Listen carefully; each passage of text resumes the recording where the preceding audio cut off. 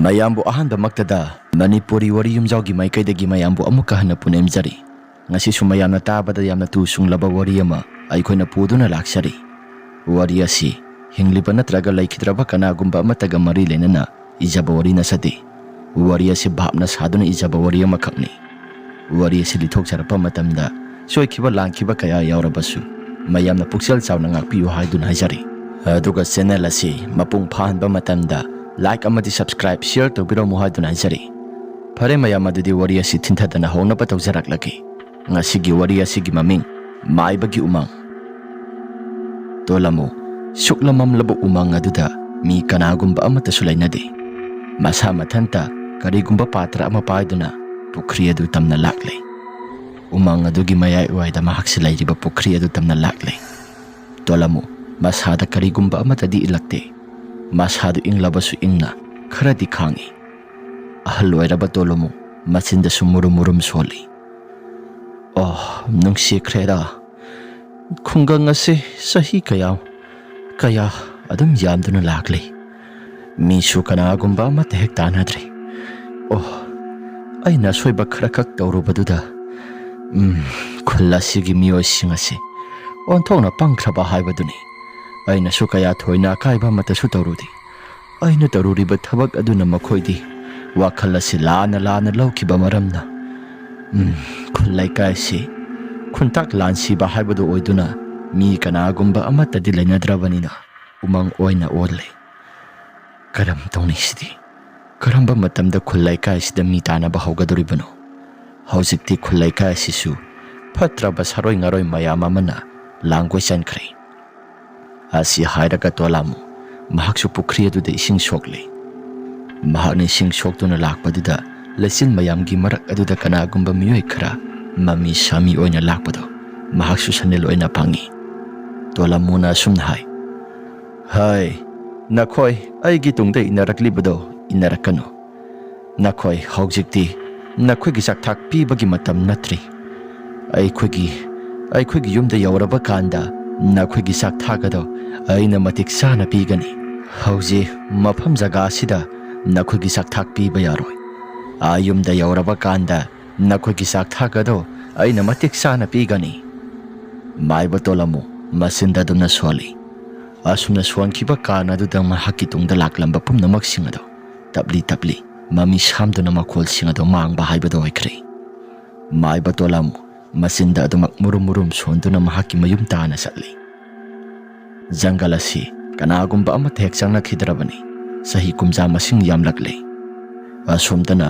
James Jake Pakpa Mani makhoi mari asi koiba langba yamna pangba miyoi ngaktani koiba langba pangba hemandana makhoi si makhoi na koidaba jaga amata lairaktre adubu nongma amadi jekna sumna hairai Pakpa sigi aikoi si asuk yamna nakna lairiba jangal asi nongmata koiba amata hek satti Pakpana kadai waidona asi jekna sumna hairai nang khangdra aise sida mamang singa sida leiriba singa se hek wangmada lalaga umang ama lei hai thaina mi yamna tanarami hai maduda iskoi somutang di satlaga saksana badi aidana Pakpana hairai adubu yagadrane baba hoi ma hoina di mado sangi ba mi henkhaidi ngauduna phaiduna thorakpa natragana gyammen tadana adum sigiba thiba phangdaba sumayam ama yawi hai James na hairai era adugi wabu karino thainangai matamgina thainangai gi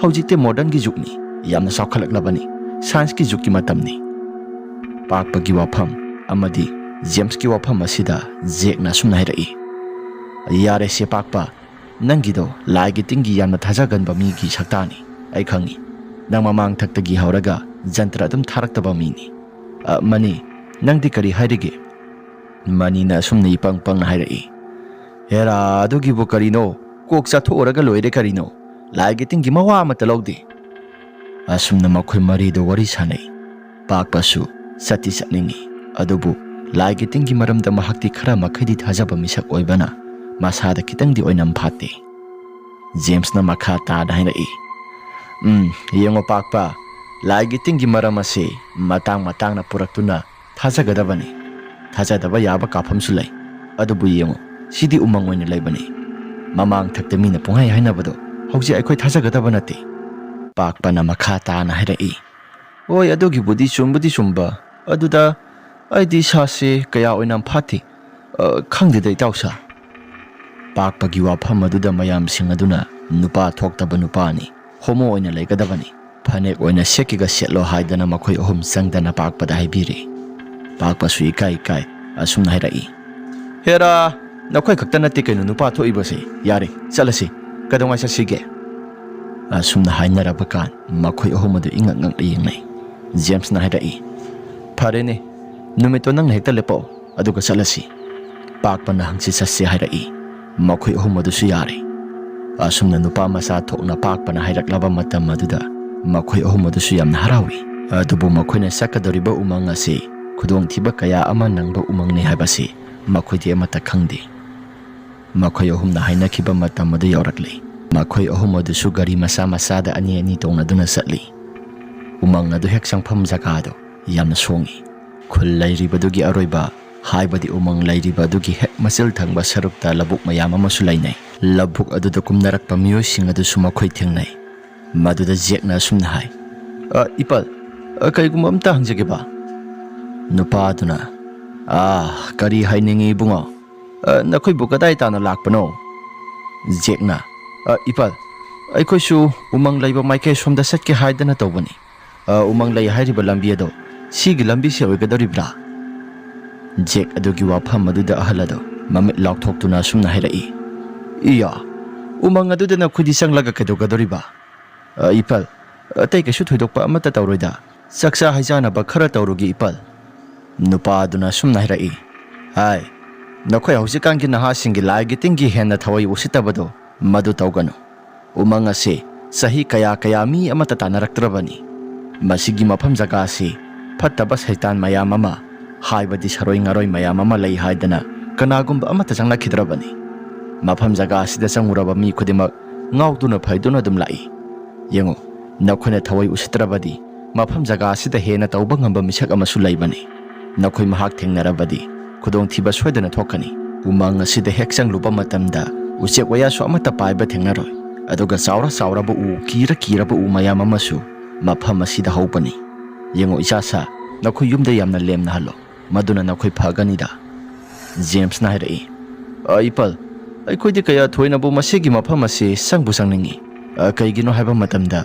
ꯍꯧꯖꯤꯛꯇꯤ ꯁꯥꯏꯟꯁꯀꯤ ꯖꯨꯒꯅꯤ, ꯂꯥꯏꯒꯤ ꯇꯤꯟꯒꯤ ꯃꯔꯝꯗ ꯑꯃꯠꯇ ꯇꯧꯗ꯭ꯔꯕꯅꯤꯅ ꯑꯩꯈꯣꯏꯁꯨ ꯌꯥꯝꯅ ꯆꯪꯅꯤꯡꯉꯤ꯫ ꯅꯨꯄꯥ ꯑꯗꯨꯅ ꯊꯋꯥꯏ ꯎꯁꯤꯠꯇꯅ ꯃꯈꯣꯏꯅ ꯍꯥꯏꯔꯛꯂꯕꯗꯨꯗ ꯑꯍꯜ ꯑꯗꯨꯅ ꯑꯁꯨꯝꯅ ꯍꯥꯏꯔꯛꯏ꯫ ꯐꯔꯦ ꯑꯗꯨꯗꯤ ꯅꯈꯣꯏꯅ ꯌꯥꯝꯅ ꯍꯦꯛꯇ ꯆꯪꯅꯤꯡꯂꯕꯅꯤꯅ ꯆꯪꯊꯣꯛꯎꯔꯣ꯫ ꯑꯗꯨꯕꯨ ꯃꯁꯤꯒꯤ ꯃꯐꯝ ꯑꯁꯤꯗ ꯆꯪꯉꯨꯔꯦ ꯍꯥꯏꯕꯒꯤ ꯑꯩꯈꯣꯏꯒꯤ ꯈꯨꯜ ꯂꯩꯀꯥꯏꯁꯤꯗ ꯈꯨꯗꯣꯡꯊꯤꯕ ꯇꯥꯍꯜꯂꯛꯄꯗꯨꯗꯤ ꯅꯈꯣꯏ ꯌꯥꯔꯣꯏ꯫ ꯃꯐꯝ ꯑꯁꯤ ꯅꯈꯣꯏꯅ ꯌꯥꯅ ꯆꯪꯈꯤꯕꯅꯤ, ꯃꯌꯥꯝꯁꯨ ꯂꯣꯏꯅ ꯈꯪꯅꯍꯧꯔꯤꯕꯅꯤ꯫ ꯅꯥꯌꯦꯛꯇ ꯂꯩꯔꯤꯕ ꯂꯧꯕꯨꯛ ꯀꯨꯝꯂꯛꯄ ꯃꯤꯑꯣꯏꯁꯤꯡ ꯑꯗꯨꯁꯨ ꯂꯣꯏꯅ ꯇꯥꯟꯅꯍꯧꯏ꯫ ꯅꯨꯄꯥ ꯃꯆꯥ ꯃꯈꯣꯏ ꯃꯔꯤ ꯑꯗꯨꯁꯨ ꯂꯝꯍꯦꯟ ꯇꯨꯍꯦꯟ ꯇꯧꯗꯨꯅ ꯑꯗꯨꯃꯛ ꯆꯪꯈꯤꯔꯝꯃꯤ꯫ ꯅꯨꯄꯥ ꯑꯗꯨꯅ ꯑꯁꯨꯝꯅ ꯁꯣꯜꯍꯧꯏ꯫ ꯈꯨꯗꯣꯡꯊꯤꯕ ꯇꯥꯒꯗꯧꯔꯦ, ꯅꯈꯣꯏ ꯆꯪꯈꯤꯅꯨ ꯍꯥꯏꯕꯁꯤ ꯌꯥꯗꯕꯅꯤ꯫ ꯐꯔꯦ, ꯌꯥꯗ꯭ꯔꯕꯅꯤꯅ ꯑꯗꯨꯝ ꯀꯩꯗꯤ ꯎꯄꯥꯏ ꯂꯩ? ꯂꯝꯍꯦꯟ ꯇꯨꯍꯦꯟꯕ ꯇꯧꯕ ꯑꯉꯥꯡꯁꯤꯡ ꯑꯁꯤꯗꯤ ꯈꯣꯡꯂꯒ ꯈꯪꯉꯤ ꯍꯥꯏꯕꯗꯨꯅꯤ꯫ ꯐꯔꯦ, ꯃꯔꯥꯏꯕꯛꯀꯤꯅꯤ, ꯐꯔꯦ ꯃꯔꯥꯏꯕꯛ, ꯐꯠꯇ꯭ꯔꯦ ꯃꯔꯥꯏꯕꯛ꯫ ꯑꯁꯤ ꯍꯥꯏꯅꯗꯨꯅ ꯃꯌꯥꯝꯁꯤꯡ ꯑꯗꯨꯁꯨ ꯉꯥꯎꯕ꯭ꯔꯥ ꯃꯈꯣꯏ ꯃꯔꯤ ꯑꯁꯤ ꯂꯥꯏꯒꯤ ꯇꯤꯟꯒꯤ ꯃꯔꯝꯗ ꯌꯥꯝꯅ ꯊꯧꯁꯥꯗꯕꯁꯤꯕꯨ ꯍꯥꯏꯗꯅ ꯃꯨꯔꯨꯝ ꯁꯨꯅꯍꯧꯏ꯫ ꯑꯁꯨꯝꯗꯅ ꯀꯝꯗꯧꯔꯤ, ꯖꯦꯛꯅ ꯒꯥꯔꯤꯗꯨ ꯊꯧꯅ ꯄꯥꯛꯄꯅ ꯃꯅꯤꯡꯗ ꯇꯣꯡꯉꯤ꯫ ꯄꯥꯛꯄꯗ ꯃꯍꯥꯛꯅ ꯍꯥꯏꯔꯛꯏ꯫ ꯏꯇꯥꯎ, ꯑꯩꯗꯤ ꯍꯧꯖꯤꯛꯀꯤꯗꯣ ꯃꯋꯥ ꯑꯃꯠꯇ ꯂꯧꯗꯦ꯫ ꯍꯧꯖꯤꯛꯀꯤ ꯃꯇꯝ ꯑꯁꯤꯗꯕꯨ ꯂꯥꯏꯒꯤ ꯇꯤꯟꯒꯤ ꯚꯨꯠ ꯄ꯭ꯂꯦ ꯀꯥꯏꯅ ꯑꯩꯗꯤ ꯑꯃꯠꯇ ꯂꯧꯗꯦ꯫ ꯄꯥꯛꯄꯅ ꯈꯔ ꯁꯨꯛꯊꯅ ꯑꯁꯨꯝꯅ ꯍꯥꯏꯔꯛꯏ꯫ ꯌꯥꯔꯦꯗ ꯅꯪꯁꯨ, ꯂꯥꯏꯒꯤ ꯇꯤꯟꯒꯤ ꯃꯔꯝꯗ ꯑꯍꯜ ꯂꯃꯟꯁꯤꯡꯅ ꯈꯔ ꯍꯥꯏꯔꯛꯂꯤꯕꯗꯣ ꯃꯗꯨ ꯈꯔꯗꯤ ꯆꯨꯝꯒꯗꯧꯔꯤꯕꯅꯤ꯫ ꯎꯃꯪ ꯑꯁꯤ ꯌꯥꯝꯅ ꯃꯅꯨꯡ ꯍꯨꯠꯆꯤꯟꯅ ꯊꯧꯔꯒꯨꯝꯁꯤ, ꯃꯇꯦꯛ ꯈꯔꯈꯛ ꯊꯧꯔꯒ ꯆꯥꯛ ꯑꯗꯨ ꯑꯗꯨꯝ ꯆꯥꯅꯔꯁꯤ, ꯑꯗꯨꯒ ꯌꯨꯝꯗ ꯈꯔ ꯊꯨꯅ ꯍꯟꯅꯕ ꯇꯧꯁꯤ꯫ ꯄꯥꯛꯄꯒꯤ ꯋꯥꯐꯝ ꯑꯗꯨꯗ ꯖꯦꯛꯅ ꯑꯁꯨꯝꯅ ꯍꯥꯏꯔꯛꯏ꯫ ꯍꯦꯔꯥ ꯄꯥꯛꯄ, ꯅꯪꯁꯨ ꯅꯨꯄꯥ ꯑꯣꯟꯊꯣꯛꯅ ꯍꯦꯛ ꯃꯥꯟꯈꯤꯗ꯭ꯔꯦꯗ꯫ ꯌꯥꯔꯦ, ꯑꯗꯨꯝ ꯇꯨꯃꯤꯟꯅ ꯇꯣꯡꯐꯝ ꯊꯣꯛꯄ ꯑꯗꯨꯝ ꯇꯣꯡꯉꯨ꯫ ꯄꯥꯛꯄꯁꯨ ꯋꯥ ꯃꯈꯥ ꯑꯃꯠꯇ ꯍꯦꯛ ꯍꯥꯏꯗ꯭ꯔꯦ꯫ ꯃꯈꯣꯏꯁꯨ ꯎꯃꯪ ꯑꯗꯣ ꯑꯁꯨꯝ ꯊꯧꯖꯤꯜꯂꯛꯄꯅꯤ꯫ ꯅꯤꯡꯊꯝ ꯊꯥꯒꯤ ꯃꯇꯝꯅꯒ ꯑꯣꯏꯕꯅꯤ, ꯑꯃꯨꯛꯀ ꯍꯦꯟꯅ ꯏꯪꯁꯤꯜꯂꯤ꯫ ꯍꯥꯏꯕꯒ ꯇꯧꯕꯒ ꯎꯃꯪ ꯑꯗꯣ ꯑꯗꯨꯛꯀꯤ ꯃꯇꯤꯛ ꯌꯥꯝꯅ ꯁꯨꯛꯏ꯫ ꯄꯥꯛꯄꯅ ꯑꯀꯣꯏꯕꯗ ꯌꯦꯡꯕ ꯃꯇꯝꯗ ꯉꯁꯥꯏ ꯑꯍꯜ ꯑꯗꯨꯅ ꯍꯥꯏꯔꯛꯈꯤꯕ ꯐꯤꯕꯝ ꯑꯗꯣ ꯃꯗꯨ ꯆꯞ ꯆꯥꯅ ꯍꯦꯛ ꯇꯧꯔꯔꯦ꯫ Mathak thangbada lairiba atiyagi ahangba saruktasu karigumba usek amata hek paide. Pakpa sumasada karigumba khradi khalli. Oh, ngasai ahal aduna hairakibado. Mathak thangba atiyagi thangba saruk asomsida. Useksu karigumba amata hek paide. Mase karigumba khradi tawramba yaida. Aina wasing ase hairurabasu makhuna iwalo bidi. Imanabani haidana tinariba singasisu ngang basakpado onthokna wana ba haibado yamna oikre. Haibaga tawbaga umang ado makhoisu khara manung husina thawrakle. Manung husina thawraklaba kan ningtham thagi matamna goibani. Mapangi laihoriba mayam singaduga hairagadi umangi manung asina akhit mahele ingba maktada. Umang adugi akoibada sumasum manungda thawraklaba kan aduda pakpana akoibado lay danengi. Lay daneng lakpa kan aduda hana sahi kaya mi lainarudraba imung yum mayam singadu urakle. Yum mayam singado napi singnang mayam singna hekta isong songjili. Aduga uwa mayam singaduna hekta hoduna yum singada loin hekta kupa haibado irami. Yamna mallaba yum mayam ama lairami. Miso matatana buude. Madu uba matamda pakpagi masada akitu zungba khradi phaurai. Pakpana summaning da tongna lakpani. Yumjao ama maitegi yumjao amanba ama lairibado. Maduda mahaksi mamit khara munna yengsilore. Yumjao amanbadugi mahaki manung thangba saruk mangolgi kasil aduda kanagumba misak ama musimuna leplibado pakpasu urakle. Pakpana madu urapa matamda karino haidana munengi. Aduga amuksu yengluba matamda kanagumba amatadi lairamdre. Lambidusu kharanagi ingbani yamna yangna thawba matamda nungsit adu silakpa maramna ingi haidana khara tapthana thawrai. James hoigi gari aduna maning thangba sarukta lakpani. James na thawbani aduga mani na tongi. James na hairai. Itaw pakpa kaidawrage nahak na tawribado. Sumgi yumjaw thangba saruk asida yengibado. Kari uge. Pakpa su karigumba amata ude haidana hairami. Asum tawdana mafam jaga asaba amada yengle. Mafam jaga asaba amada yenglaba kan aduda garido khamle. Jek na hairai. Sinadum hena phareda mafam jaga asi isiksu si. Kanagumba amatasu mafam jaga asida lakti. Ingsu ingi maido kitang thuna hogalaklo. Aduga ikhoi teklasi. Haidana mayado hogalle. Mayado hogalaba matam maduda makoisi hana mai khara tekle. Makhoina purakpa sa nga yensing ado semba saba tawraba matung makhoisu sadana thaktana tawre. Ngaukjai haibagi wani thakpi sabide amata tawde. Aduna yunungsu amata yaudabani makhoisu mafam asi yamna ingi. Aduga nungsu yamna nungai haidana makhoisi laitharami. Asumna lairingai matam maduda pakpagi manakongda karino tabada yamna tu sunglaba khonjel kaya maroma mataba phanglai. Pakpagi nakong asida kanagumba amana yamna nakna murum suanbagi makhol ama tarai. Aigi nakong asida karino sa nga so amata laibude. Aduga nakong asida kanagumba amana murum suanbagumna makhol khara taraklibasi. Sina kadom thangba saruktagi haidana pakpana lay danengi. Adubu karigumba amatadi uba phangde. Laiminariba mamanaba ahum adudi raga amada tawduna isai ngangi. Makhoina thariba isai singada amata nakongda sangde. Pakpagi nakongda. Mahaki nakongda tarakliba khonjel adugi maikai tamnengi. Asumna yengluba matam aduda mahaki nakalwaida khara laptakna lairiba sauraba yumjaw isong songlaba suklaba yumjaw aduda karino makhol khara taba phangi. Masak masadi uda Zingka mathak aduda pedrak haidana makhol khara miyoi khara laibagumna makhol khara tarakle. Pakpa sumadugi maikai tamna do maksali. Adubo mamana ba ahum adudi masa sing adu hiptha yamna monda nungain ama lehawi. Speaker adu tharaga makhoi ahum su nungaina lairingai. Pakpa su karigumba amana tawbagumna masa do yumjaw adugi maikai tamna lakle. Yumjaw aduna mahakse laklo haibagumna kaubagumna masa da phawi. Pakpa sumasado karigumba ama tawbagumna yumjaw adu sumna lakle. Yumjaw adu sum laklaba kan makhol karino yamna taba phangi. Yumjaw adugi manung aduda mi laibagumna yamna law khongduna tawba su tarai. Aduga kanagumba nupi amana murum sonduna mahaki tung thangba saruk amadi mahaki maning maha thangba saruk asomda yamna inarakpagum tawrai. Pakpa sumaduga amata hekchangdi yumjaw adu tamna lai. ꯌꯨꯝꯖꯥꯎ ꯑꯗꯨꯒꯤ ꯃꯅꯨꯡ ꯑꯗꯨꯗ ꯀꯅꯥꯒꯨꯝꯕ ꯃꯤꯑꯣꯏ ꯑꯃ ꯐꯨꯕ ꯆꯩꯕ ꯇꯧꯕꯒꯨꯝꯅ ꯌꯥꯝꯅ ꯆꯩꯅꯥꯈꯣꯜ ꯍꯦꯛꯇ ꯈꯥꯡꯉꯤ꯫ ꯑꯁꯨꯝꯅ ꯇꯧꯔꯕ ꯀꯥꯟ ꯑꯗꯨꯗ ꯄꯥꯛꯄꯁꯨ ꯃꯁꯥꯗ ꯒ꯭ꯌꯥꯟꯃꯦꯟ ꯑꯃꯠꯇ ꯍꯦꯛ ꯇꯥꯗ ꯌꯨꯝꯖꯥꯎ ꯑꯗꯨꯒꯤ ꯂꯩꯔꯤꯕ ꯁꯨꯃꯥꯡ ꯑꯗꯨ ꯌꯧꯔꯛꯂꯤ꯫ ꯁꯨꯃꯥꯡꯗ ꯌꯧꯔꯛꯂꯕ ꯀꯥꯟ ꯑꯗꯨꯗ ꯑꯄꯨꯝ ꯑꯁꯥꯒꯤ ꯃꯅꯝ ꯑꯁꯤ ꯃꯍꯥꯛꯀꯤ ꯅꯥꯇꯣꯟ ꯑꯗꯨꯅ ꯅꯝꯕ ꯍꯧꯔꯛꯂꯤ꯫ ꯄꯥꯛꯄ ꯃꯁꯥꯗ ꯒ꯭ꯌꯥꯟ ꯈꯔ ꯂꯥꯛꯏ꯫ ꯑꯄꯨꯝ ꯑꯁꯥꯒꯤ ꯃꯅꯝ ꯑꯁꯤꯗꯤ ꯀꯗꯣꯝ ꯊꯪꯕ ꯁꯔꯨꯛꯇꯒꯤꯅꯣ? ꯑꯣꯟꯊꯣꯛꯅ ꯅꯝꯊꯤꯈ꯭ꯔꯦꯗ꯫ ꯃꯍꯥꯛꯀꯤ ꯇꯨꯡ ꯊꯪꯕ ꯁꯔꯨꯛꯇ ꯃꯨꯔꯨꯝ ꯃꯨꯔꯨꯝ ꯁꯣꯟꯗꯨꯅ ꯂꯥꯛꯄꯒꯤ ꯈꯣꯟꯖꯦꯜ ꯑꯗꯨ ꯆꯞ ꯂꯦꯞꯄꯤ꯫ ꯄꯥꯛꯄꯁꯨ ꯀꯅꯥꯒꯨꯝꯕ ꯑꯃ ꯂꯦꯞꯄꯒꯨꯝꯅ ꯁꯟꯅꯤꯜ ꯐꯪꯏ꯫ ꯃꯃꯥꯏ ꯂꯩꯊꯣꯛꯇꯨꯅ ꯌꯦꯡꯏ, ꯑꯗꯨꯕꯨ ꯀꯅꯥꯒꯨꯝꯕ ꯑꯃꯠꯇꯗꯤ ꯂꯩꯕ ꯎꯗꯦ꯫ ꯄꯥꯛꯄꯅ ꯑꯁꯨꯝꯅ ꯈꯜꯂꯤ, ꯌꯨꯝꯖꯥꯎ ꯑꯁꯤ ꯇꯥꯅ ꯑꯩꯗꯤ ꯃꯇꯧ ꯀꯔꯝꯅ ꯂꯥꯛꯏꯕ? ꯏꯁꯥ ꯏꯊꯟꯇ ꯈꯣꯡ ꯑꯁꯤ ꯊꯥꯡꯗꯨꯅ ꯂꯥꯛꯈꯤꯕ ꯅꯠꯇ꯭ꯔꯥ? ꯑꯩ ꯈꯤꯇꯪ ꯊꯨꯅ ꯆꯠꯍꯧꯔꯒꯦꯗ꯫ ꯑꯁꯤ ꯍꯥꯏꯗꯅ ꯃꯃꯥꯏ ꯑꯗꯨ ꯂꯩꯔꯒ ꯆꯠꯀꯦ ꯍꯥꯏꯗꯅ ꯇꯧꯔꯤꯉꯩ ꯃꯇꯝ ꯑꯗꯨꯗ ꯌꯨꯝꯖꯥꯎ ꯑꯗꯨꯒꯤ ꯃꯅꯤꯡ ꯊꯪꯕꯗ ꯍꯧꯔꯤꯕ ꯅꯥꯁꯤꯛ ꯄꯥꯝꯕꯤ ꯑꯆꯧꯕꯗꯨ ꯃꯗꯨꯗ ꯀꯅꯥꯒꯨꯝꯕ ꯑꯃ ꯃꯉꯣꯟꯗ ꯃꯨꯟꯅ ꯌꯦꯡꯂꯛꯂꯤꯕꯗꯨ ꯃꯍꯥꯛꯁꯨ ꯎꯊꯣꯛꯎꯔꯦ꯫ ꯃꯗꯨꯗ ꯄꯥꯛꯄꯅ ꯑꯥꯗ ꯂꯩꯔꯤꯁꯤꯗꯤ ꯀꯅꯥꯅꯣ ꯍꯥꯏꯔꯒ ꯌꯦꯅꯈꯥ ꯇꯝꯅ ꯃꯍꯥꯛꯁꯤ ꯆꯪꯒꯦ ꯍꯥꯏꯗꯅ ꯇꯧꯏ꯫ ꯀꯅꯥꯒꯨꯝꯕ ꯑꯃ ꯂꯦꯞꯂꯒ ꯂꯩꯔꯝꯕꯗꯨꯁꯨ ꯃꯃꯤ ꯁꯥꯃꯤ ꯑꯣꯏꯅ ꯇꯞꯅ ꯇꯞꯅ ꯌꯦꯅꯈꯥ ꯇꯝꯅ ꯑꯗꯨꯃꯛ ꯆꯪꯗꯨꯅ ꯃꯥꯡꯈ꯭ꯔꯦ꯫ ꯑꯗꯨꯝꯅ ꯇꯧꯗꯨꯅ ꯂꯩꯔꯤꯉꯩ ꯃꯍꯥꯛꯀꯤ ꯇꯨꯡ ꯊꯪꯕ ꯁꯔꯨꯛꯇ ꯀꯅꯥꯒꯨꯝꯕ ꯑꯃꯅ ꯂꯦꯡꯖꯨꯝꯗ ꯊꯥꯞ ꯂꯥꯎꯅ ꯄꯥꯏꯔꯛꯏ꯫ ꯃꯇꯧ ꯑꯗꯨꯗ ꯃꯁꯥꯗꯣ ꯈꯪꯄ꯭ꯔꯦꯛ ꯈꯪꯏ꯫ ꯀꯅꯥ ꯍꯥꯏꯔꯒ ꯃꯃꯥꯏ ꯂꯩꯊꯣꯔꯛꯄꯗ ꯖꯦꯝꯁ ꯑꯗꯨ ꯅꯣꯛꯇꯨꯅ ꯂꯩꯔꯝꯃꯤ꯫ ꯖꯦꯝꯁꯅ ꯏꯉꯛ ꯉꯛꯅ ꯅꯪꯗꯤ ꯑꯁꯤꯗꯩꯁꯤꯗ ꯀꯩꯗꯧꯔꯤꯕ?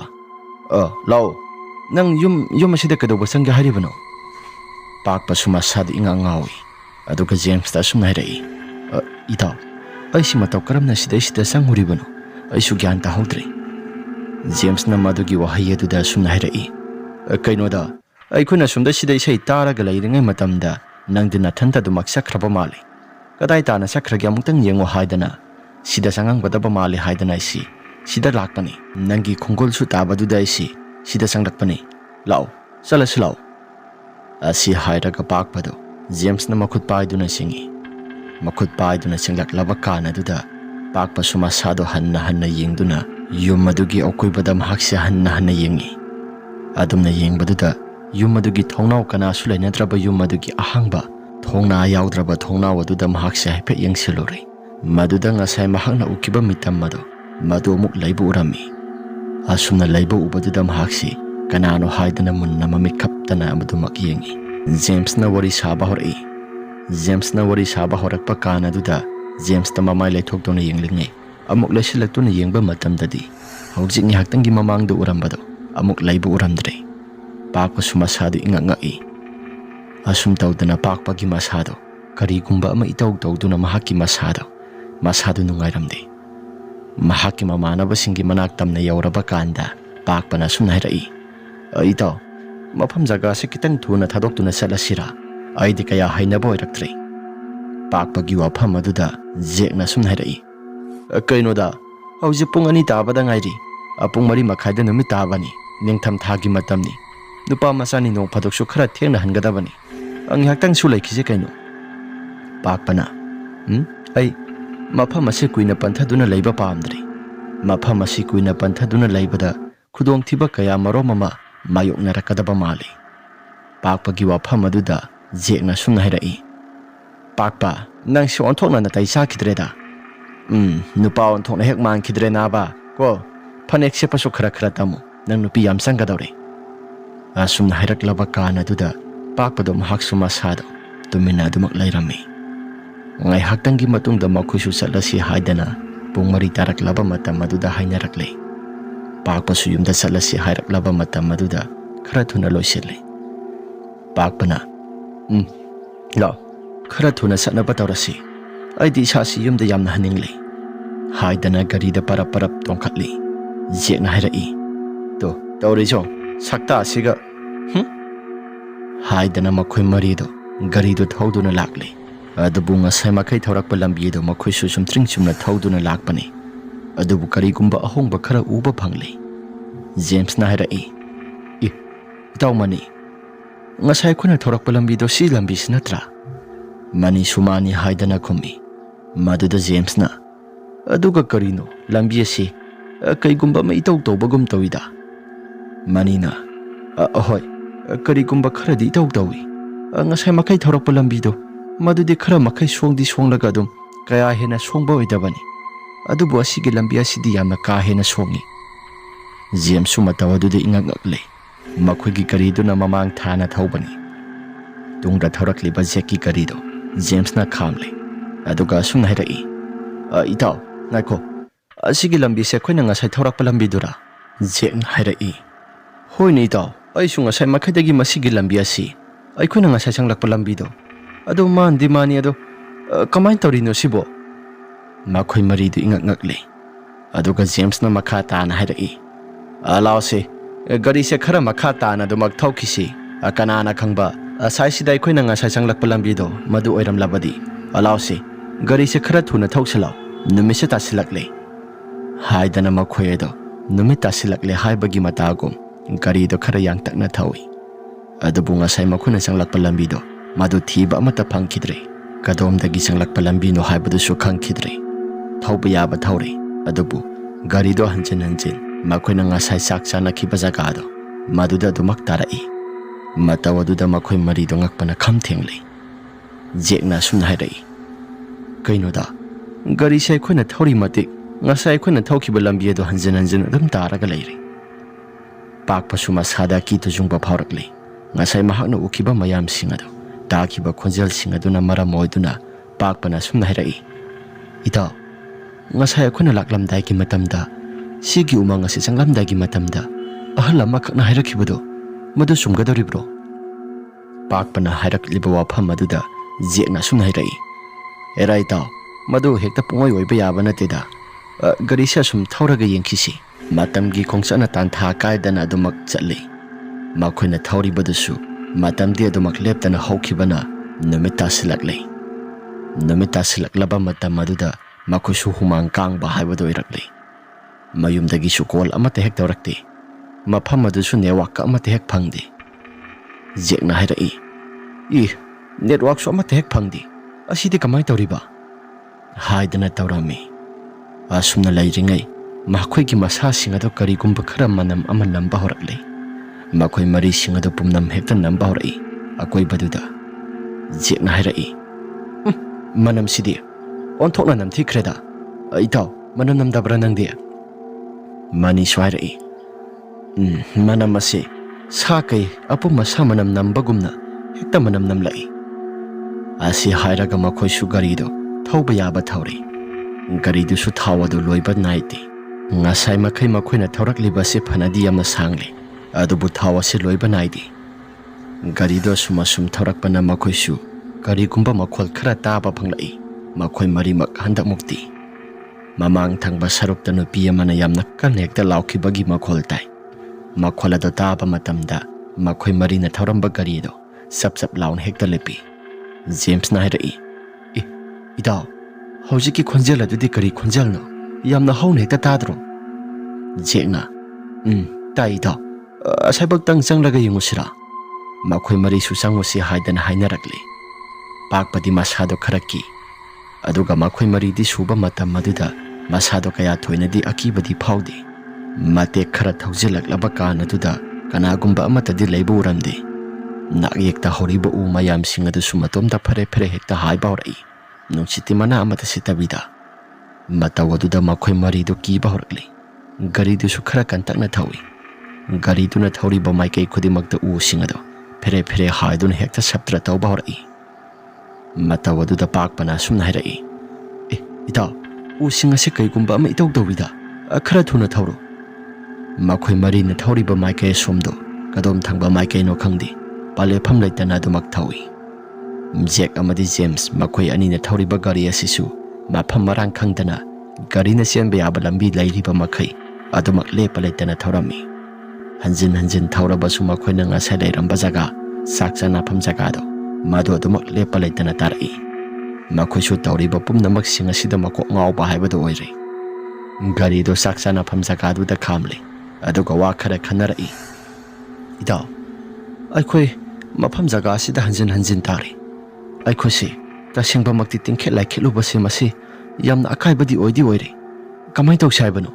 ꯃꯐꯝ ꯑꯁꯤꯗ ꯑꯩꯈꯣꯏ ꯊꯋꯥꯏ ꯃꯥꯡꯕꯗ ꯇꯥꯔꯕ꯭ꯔꯥ?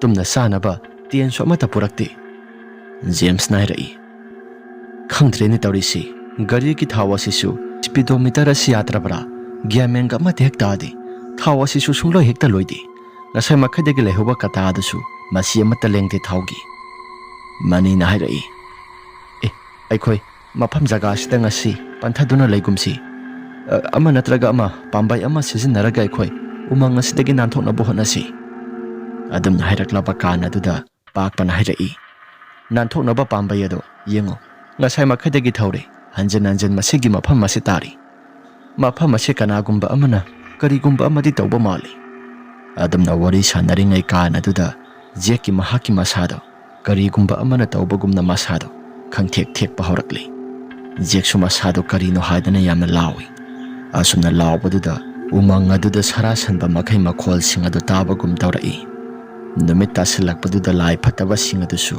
ꯃꯊꯤ ꯐꯣꯡꯕ ꯍꯧꯔꯛꯂꯤ꯫ ꯁꯩꯖꯤꯜ ꯁꯌꯥ ꯑꯃꯗꯤ ꯅꯥꯄꯤ ꯁꯤꯡꯅꯥꯡ ꯃꯔꯛꯇ ꯑꯁꯣꯡꯕ ꯎꯃꯪ ꯋꯥꯃꯪ ꯃꯔꯛꯇ ꯂꯣꯠꯇꯨꯅ ꯂꯩꯔꯝꯕ ꯄꯨꯝꯅꯃꯛꯁꯤꯡ ꯑꯗꯨ ꯇꯞꯅ ꯇꯞꯅ ꯃꯊꯤ ꯐꯣꯡꯕ ꯍꯧꯔꯛꯂꯤ꯫ ꯑꯁꯨꯝꯅ ꯃꯊꯤ ꯐꯣꯡꯂꯛꯂꯕ ꯀꯥꯟ ꯑꯗꯨꯗ ꯖꯦꯛꯅ ꯃꯁꯥꯗ ꯀꯔꯤꯒꯨꯝꯕ ꯑꯃ ꯇꯧꯔꯦ, ꯑꯩꯒꯤ ꯅꯪꯒꯜ ꯑꯁꯤ ꯀꯩꯒꯨꯝꯕ ꯑꯃ ꯇꯧꯔꯦ ꯍꯥꯏꯗꯅ ꯍꯥꯏꯔꯛꯂꯝꯃꯤ꯫ ꯅꯪꯒꯜ ꯑꯗꯨ ꯌꯦꯡꯕ ꯃꯇꯝꯗ ꯐꯨꯔꯤꯠ ꯊꯣꯛꯇꯨꯅ ꯌꯦꯡꯂꯨꯏ꯫ ꯑꯁꯨꯝꯅ ꯌꯦꯡꯂꯨꯕ ꯀꯥꯟ ꯑꯗꯨꯗ ꯑꯉꯛꯄꯒꯤ ꯃꯇꯧꯅꯤ꯫ ꯃꯍꯥꯛꯀꯤ ꯅꯪꯒꯜ ꯊꯪꯕ ꯁꯔꯨꯛ ꯑꯗꯨꯗ ꯀꯅꯥꯒꯨꯝꯕ ꯑꯉꯥꯡ ꯑꯃꯅ ꯈꯨꯖꯤꯟꯅ ꯈꯣꯠꯈꯤꯕꯒꯤ ꯈꯨꯖꯤꯟ ꯃꯔꯝ 3 ꯇꯥꯗꯨꯅ ꯂꯩꯔꯝꯃꯤ꯫ ꯃꯇꯧ ꯑꯗꯨꯗ ꯃꯈꯣꯏ ꯃꯌꯥꯝ ꯑꯁꯤ ꯉꯛꯂꯤ꯫ ꯀꯅꯥꯒꯨꯝꯕ ꯑꯃꯠꯇꯗꯤ ꯂꯥꯛꯈꯤꯗꯦ꯫ ꯑꯗꯨꯒ ꯃꯇꯧ ꯀꯔꯝꯅ ꯈꯨꯖꯤꯜ ꯑꯁꯤ ꯃꯃꯤ ꯇꯥꯔꯝꯂꯤꯕꯅꯣ ꯍꯥꯏꯕꯗ ꯃꯈꯣꯏ ꯉꯛꯂꯤ꯫ ꯑꯁꯤꯗꯤ ꯃꯇꯧ ꯀꯔꯝꯅ? ꯖꯦꯛꯅ ꯀꯩꯗꯧꯔꯒꯦ ꯍꯥꯏꯔꯛꯏ꯫ ꯑꯗꯨꯕꯨ ꯖꯦꯛꯇꯤ ꯄꯥꯈꯠꯈ꯭ꯔꯅꯤ ꯍꯥꯏꯗꯅ ꯀꯔꯤꯒꯨꯝꯕ ꯑꯃꯠꯇ ꯇꯧꯗꯦ ꯍꯥꯏꯗꯅ ꯈꯨꯝꯂꯝꯃꯤ꯫ ꯉꯥꯏꯍꯥꯛꯇꯪꯒꯤ ꯃꯇꯨꯡꯗ ꯃꯈꯣꯏꯁꯨ ꯉꯛꯂꯕ ꯊꯧꯗꯣꯛ ꯑꯗꯨ ꯃꯨꯟꯅ ꯌꯦꯡꯗꯨꯅ ꯂꯩꯔꯤꯉꯩ ꯃꯃꯥꯡꯗ ꯑꯉꯥꯡ ꯁꯪꯒꯨ ꯄꯔꯦꯡ ꯁꯥꯡꯅ ꯇꯞꯅ ꯇꯞꯅ ꯆꯠꯂꯤꯕꯗꯨ ꯃꯈꯣꯏꯁꯨ ꯎꯔꯛꯂꯤ꯫ ꯑꯗꯨ ꯎꯔꯛꯄꯗꯨꯗ ꯃꯈꯣꯏꯁꯦ ꯃꯁꯥꯗ ꯈꯔꯁꯨ ꯉꯛꯂꯤ꯫ ꯏꯇꯥꯎ, ꯑꯥꯗ ꯂꯩꯔꯤꯁꯤ ꯀꯔꯤꯅꯣ? ꯑꯉꯥꯡ ꯁꯪꯒꯨ ꯅꯠꯇ꯭ꯔꯥ? ꯃꯈꯣꯏꯁꯨ ꯃꯥꯅꯤ ꯍꯥꯏꯗꯅ ꯍꯥꯏꯅꯔꯛꯂꯤ꯫ ꯄꯥꯛꯄꯅ ꯃꯈꯥ ꯇꯥꯅ, ꯇꯨ ꯑꯉꯥꯡꯁꯤꯡ ꯑꯁꯤ ꯇꯞꯂꯤ ꯇꯞꯂꯤ ꯆꯠꯄꯒꯨꯝꯅ ꯇꯧꯔꯤ꯫ ꯑꯗꯨꯒ ꯑꯉꯥꯡꯁꯤꯡ ꯑꯁꯤꯒꯤ ꯃꯆꯤꯟꯗꯁꯨ ꯃꯨꯔꯨꯝ ꯃꯨꯔꯨꯝ ꯁꯣꯟꯗꯨꯅ ꯏꯃꯥ ꯏꯃꯥ ꯍꯥꯏꯕꯒꯨꯝꯅꯁꯨ ꯇꯧꯏ꯫ ꯃꯈꯣꯏ ꯃꯔꯤꯗꯣ ꯆꯞ ꯆꯞ ꯌꯨꯡꯕ ꯃꯈꯩ ꯀꯤꯕꯒꯨꯝꯅ ꯃꯁꯥꯁꯤꯡ ꯑꯗꯨ ꯑꯉꯥꯡ ꯑꯗꯨꯗ ꯌꯦꯡꯉꯤ꯫ ꯉꯁꯥꯏ ꯃꯈꯩ ꯑꯀꯤ ꯑꯈꯪ ꯂꯩꯔꯝꯗꯕ ꯖꯦꯛ ꯃꯁꯥꯗꯨ ꯅꯤꯛꯄ ꯍꯧꯔꯛꯂꯤ꯫ ꯖꯦꯛꯅ ꯑꯗꯨꯝꯅ ꯇꯧꯔꯛꯄꯗꯨꯗ ꯄꯥꯛꯄꯅ ꯍꯥꯏꯔꯛꯏ꯫ ꯏꯇꯥꯎ, ꯉꯁꯥꯏ ꯑꯍꯜ ꯑꯗꯨꯅ ꯍꯥꯏꯔꯝꯕꯗꯣ ꯃꯗꯨ ꯏꯟꯖꯔꯝꯂꯕꯗꯤ ꯑꯩꯈꯣꯏ ꯀꯩꯁꯨ ꯊꯣꯏꯗꯣꯛꯄ ꯑꯃꯠꯇ ꯇꯧꯔꯣꯏꯀꯣ? ꯖꯦꯛꯁꯨ ꯋꯥ ꯑꯃꯠꯇ ꯉꯥꯡꯈꯤꯗ꯭ꯔꯦ꯫ ꯑꯗꯨꯝꯅ ꯇꯧꯗꯨꯅ ꯂꯩꯔꯤꯉꯩ ꯃꯈꯣꯏ ꯃꯔꯤ ꯇꯝꯅ ꯀꯔꯤꯒꯨꯝꯕ ꯄꯣꯠꯁꯛ ꯑꯃꯅ ꯌꯥꯝꯅ ꯌꯥꯡꯅ ꯍꯦꯛꯇ ꯄꯥꯏꯁꯤꯜꯂꯛꯏ꯫ ꯃꯁꯛ ꯃꯁꯥꯗꯤ ꯑꯃꯠꯇ ꯎꯗꯕꯤꯗ꯫ ꯃꯈꯣꯜ ꯍꯧꯅ ꯄꯥꯏꯁꯤꯜꯂꯛꯂꯤꯕꯗꯣ ꯃꯈꯣꯏꯁꯨ ꯅꯍꯥ ꯃꯆꯥ ꯑꯣꯏꯕꯅꯤꯅ ꯀꯔꯤꯒꯨꯝꯕ ꯈꯔ ꯄꯥꯏꯔꯛꯂꯦ ꯍꯥꯏꯕꯁꯤ ꯈꯪꯂꯤ꯫ ꯃꯈꯣꯏ ꯃꯔꯤꯅ ꯑꯃꯝꯕ ꯃꯔꯛ ꯑꯗꯨꯗ ꯃꯁꯥ ꯃꯁꯥꯁꯤꯡ ꯑꯗꯨ ꯏꯟꯊꯣꯛꯅꯩ꯫ ꯑꯗꯨꯝꯅ ꯏꯟꯊꯣꯛꯂꯕ ꯀꯥꯟ ꯑꯗꯨꯗ ꯑꯃꯝꯕ ꯃꯔꯛ ꯑꯗꯨꯗ ꯌꯥꯝꯅ ꯌꯥꯡꯅ ꯄꯥꯏꯔꯛꯄꯗꯣ ꯃꯈꯣꯏ ꯃꯔꯤꯗꯣ ꯑꯃꯠꯇ ꯍꯦꯛ ꯄꯥꯜꯍꯧꯗ꯭ꯔꯦ꯫ ꯄꯥꯏꯔꯛꯂꯤꯕ ꯄꯣꯠꯁꯛ ꯑꯗꯨ ꯀꯔꯤꯅꯣ ꯍꯥꯏꯕꯗꯤ ꯈꯪꯗꯦ꯫ ꯑꯗꯨꯕꯨ ꯂꯥꯟꯊꯣꯛꯇꯨꯅ ꯍꯦꯛ ꯆꯠꯈ꯭ꯔꯕ ꯀꯥꯟ ꯑꯗꯨꯗ ꯃꯨꯁꯤꯟ ꯃꯨꯅ ꯑꯆꯧꯕ ꯑꯃ ꯂꯥꯟꯊꯣꯛꯇꯨꯅ ꯆꯠꯈꯤ꯫ ꯑꯗꯨꯝꯅ ꯆꯠꯈꯤꯕ ꯃꯇꯧꯁꯤꯡ ꯑꯗꯨꯗ ꯃꯈꯣꯏ ꯃꯔꯤꯁꯤ ꯉꯛꯂꯤ꯫ ꯒꯥꯔꯤꯒꯤ ꯃꯉꯥꯜ ꯑꯗꯨꯁꯨ ꯊꯥꯜꯂꯤ꯫ ꯑꯗꯨꯝꯅ ꯒꯥꯔꯤꯒꯤ ꯂꯥꯏꯠ ꯑꯗꯨ ꯊꯥꯟꯕ ꯀꯥꯟ ꯑꯗꯨꯗ ꯍꯧꯖꯤꯛ ꯉꯥꯏꯍꯥꯛꯇꯪꯒꯤ ꯃꯃꯥꯡꯗ ꯎꯔꯝꯕ ꯑꯉꯥꯡꯁꯤꯡ ꯑꯗꯨ ꯀꯗꯥꯏ ꯇꯥꯅ ꯆꯠꯈ꯭ꯔꯕꯅꯣ ꯑꯃꯠꯇꯁꯨ ꯎꯕ ꯐꯪꯈꯤꯗ꯭ꯔꯦ꯫ ꯑꯗꯨꯝꯅ ꯎꯕ ꯐꯪꯗꯕꯗꯨꯗ ꯃꯈꯣꯏ ꯃꯔꯤ ꯑꯁꯤ ꯉꯛꯂꯤ꯫ ꯒꯥꯔꯤ ꯊꯧꯒꯦ ꯍꯥꯏꯗꯅ ꯊꯧꯔꯛꯂꯤ꯫ ꯑꯗꯨꯕꯨ ꯖꯦꯝꯁꯀꯤ ꯃꯁꯥꯗ ꯑꯃꯨꯛ ꯀꯔꯤꯒꯨꯝꯕ ꯑꯃ ꯇꯧꯕ ꯍꯧꯔꯛꯂꯤ꯫ ꯃꯍꯥꯛꯀꯤ ꯐꯨꯔꯤꯠ ꯃꯅꯨꯡ ꯑꯗꯨꯗ ꯀꯔꯤꯒꯨꯝꯕ ꯑꯃ ꯆꯣꯠ ꯆꯣꯠ ꯂꯥꯎꯕ ꯑꯃ ꯐꯥꯎꯔꯛꯂꯤ꯫ ꯖꯦꯝꯁꯇꯤ ꯃꯁꯥꯗꯣ ꯀꯤꯕꯅ ꯀꯔꯤꯅꯣ ꯍꯥꯏꯕ ꯑꯃꯠꯇ ꯈꯪꯗꯦ꯫ ꯖꯦꯝꯁꯅ, ꯏꯇꯥꯎ ꯃꯅꯤ, ꯑꯩꯒꯤ ꯐꯨꯔꯤꯠ ꯑꯁꯤꯒꯤ ꯃꯅꯨꯡꯗ ꯆꯣꯠ ꯆꯣꯠ ꯂꯥꯎꯕ ꯑꯃ ꯌꯥꯎꯔꯤꯁꯤ ꯀꯔꯤꯅꯣ?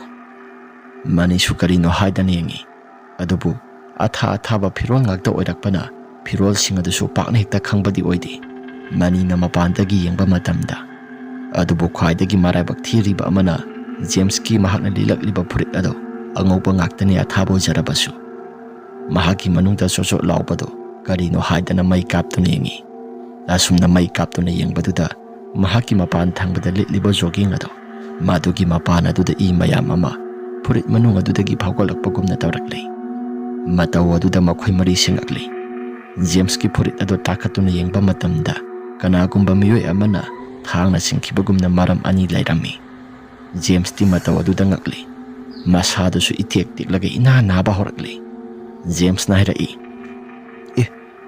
ꯑꯩꯗꯤ ꯃꯇꯧ ꯀꯔꯝꯅ ꯐꯨꯔꯤꯠ ꯑꯁꯤꯒꯤ ꯃꯅꯨꯡ ꯑꯁꯤꯗ ꯏꯁꯥꯁꯤ ꯁꯣꯛꯂꯝꯂꯤꯕ ꯉꯁꯥꯏ ꯃꯈꯩꯗꯒꯤ ꯀꯌꯥ ꯊꯣꯏꯅꯕꯨ ꯈꯪꯕꯨ ꯈꯪꯗꯦ ꯍꯧꯖꯤꯛ ꯋꯥꯏꯗꯕꯨ ꯈꯪꯂꯛꯂꯤ ꯃꯁꯥꯗꯨ ꯆꯩꯅꯥꯈꯣꯜꯅ ꯐꯥꯎꯕ ꯍꯦꯜꯂꯛꯂꯤ ꯃꯁꯥꯗꯨ ꯑꯅꯥ ꯂꯥꯏꯑꯣꯡ ꯈꯪꯗꯅ ꯅꯥꯕꯒꯨꯝꯅ ꯍꯦꯛꯇ ꯃꯁꯥꯗꯨ ꯄꯨꯡꯊꯤꯟ ꯊꯤꯟꯗꯣꯔꯛꯂꯤ ꯑꯁꯨꯝꯅ ꯇꯧꯗꯨꯅ ꯂꯩꯔꯤꯉꯩ ꯆꯩꯔꯛ ꯑꯗꯨꯗ ꯎꯖꯥꯎꯁꯤꯡ ꯑꯗꯨ ꯀꯅꯥꯒꯨꯝꯕ ꯑꯃꯅ ꯐꯦꯔꯦ ꯐꯦꯔꯦ ꯍꯥꯏꯔꯛꯇꯨꯅ ꯎꯁꯤꯡ ꯑꯗꯨ ꯋꯥ ꯉꯥꯡꯕꯒꯤ ꯃꯇꯧꯒꯨꯝ ꯅꯥꯍꯦꯕꯒꯤ ꯃꯈꯣꯜꯁꯤꯡ ꯇꯥꯕ ꯍꯧꯔꯛꯂꯤ ꯎꯖꯥꯎꯁꯤꯡ ꯑꯗꯨꯗꯒꯤ ꯑꯗꯨꯒꯨꯝꯂꯕ ꯃꯈꯣꯜꯁꯤꯡ ꯑꯗꯨ ꯇꯥꯔꯛꯂꯕ ꯀꯥꯟ ꯑꯗꯨꯗ ꯃꯈꯣꯏ ꯃꯔꯤꯗꯨ ꯊꯛ ꯅꯤꯛꯄ ꯃꯈꯩ ꯀꯤꯔꯛꯂꯤ ꯃꯈꯣꯏ ꯃꯔꯤ ꯆꯦꯠꯅ ꯀꯣꯟꯁꯤꯟꯅꯩ ꯒꯥꯔꯤꯁꯤꯡ ꯑꯗꯨꯁꯨ ꯊꯧꯒꯦ ꯍꯥꯏꯗꯨꯅ ꯇꯧꯕꯗꯨꯁꯨ ꯎꯄꯥꯏ ꯑꯃꯠꯇ ꯂꯩꯇꯦ ꯃꯔꯝꯗꯤ ꯒꯥꯔꯤ ꯑꯗꯨ ꯏꯁꯇꯥꯔꯠ ꯍꯧ ꯍꯥꯏꯕ ꯌꯥꯈꯤꯗ꯭ꯔꯦ ꯃꯩꯗꯤ ꯑꯗꯨꯃꯛ ꯊꯥꯜꯂꯤ ꯑꯁꯨꯝꯅ ꯂꯩꯔꯤꯉꯩ ꯃꯈꯣꯏ ꯃꯔꯤ ꯑꯗꯨ ꯁꯤꯔꯅꯤ ꯍꯥꯏꯗꯅ ꯌꯥꯝꯅ ꯃꯨꯔꯨꯝ ꯁꯣꯜꯂꯤꯉꯩ ꯆꯩꯔꯛ ꯑꯗꯨꯗ ꯅꯨꯄꯥ ꯑꯍꯜ ꯑꯣꯏꯔꯕ ꯑꯃ ꯃꯈꯣꯏꯒꯤ ꯃꯃꯥꯡ ꯑꯗꯨꯗ ꯇꯨꯃꯤꯟꯅ ꯂꯦꯞꯄꯒ ꯂꯩꯔꯝꯃꯤ ꯃꯇꯧ ꯑꯗꯨꯗ ꯑꯃꯨꯛꯀ ꯍꯦꯟꯅ ꯀꯤꯔꯛꯂꯤ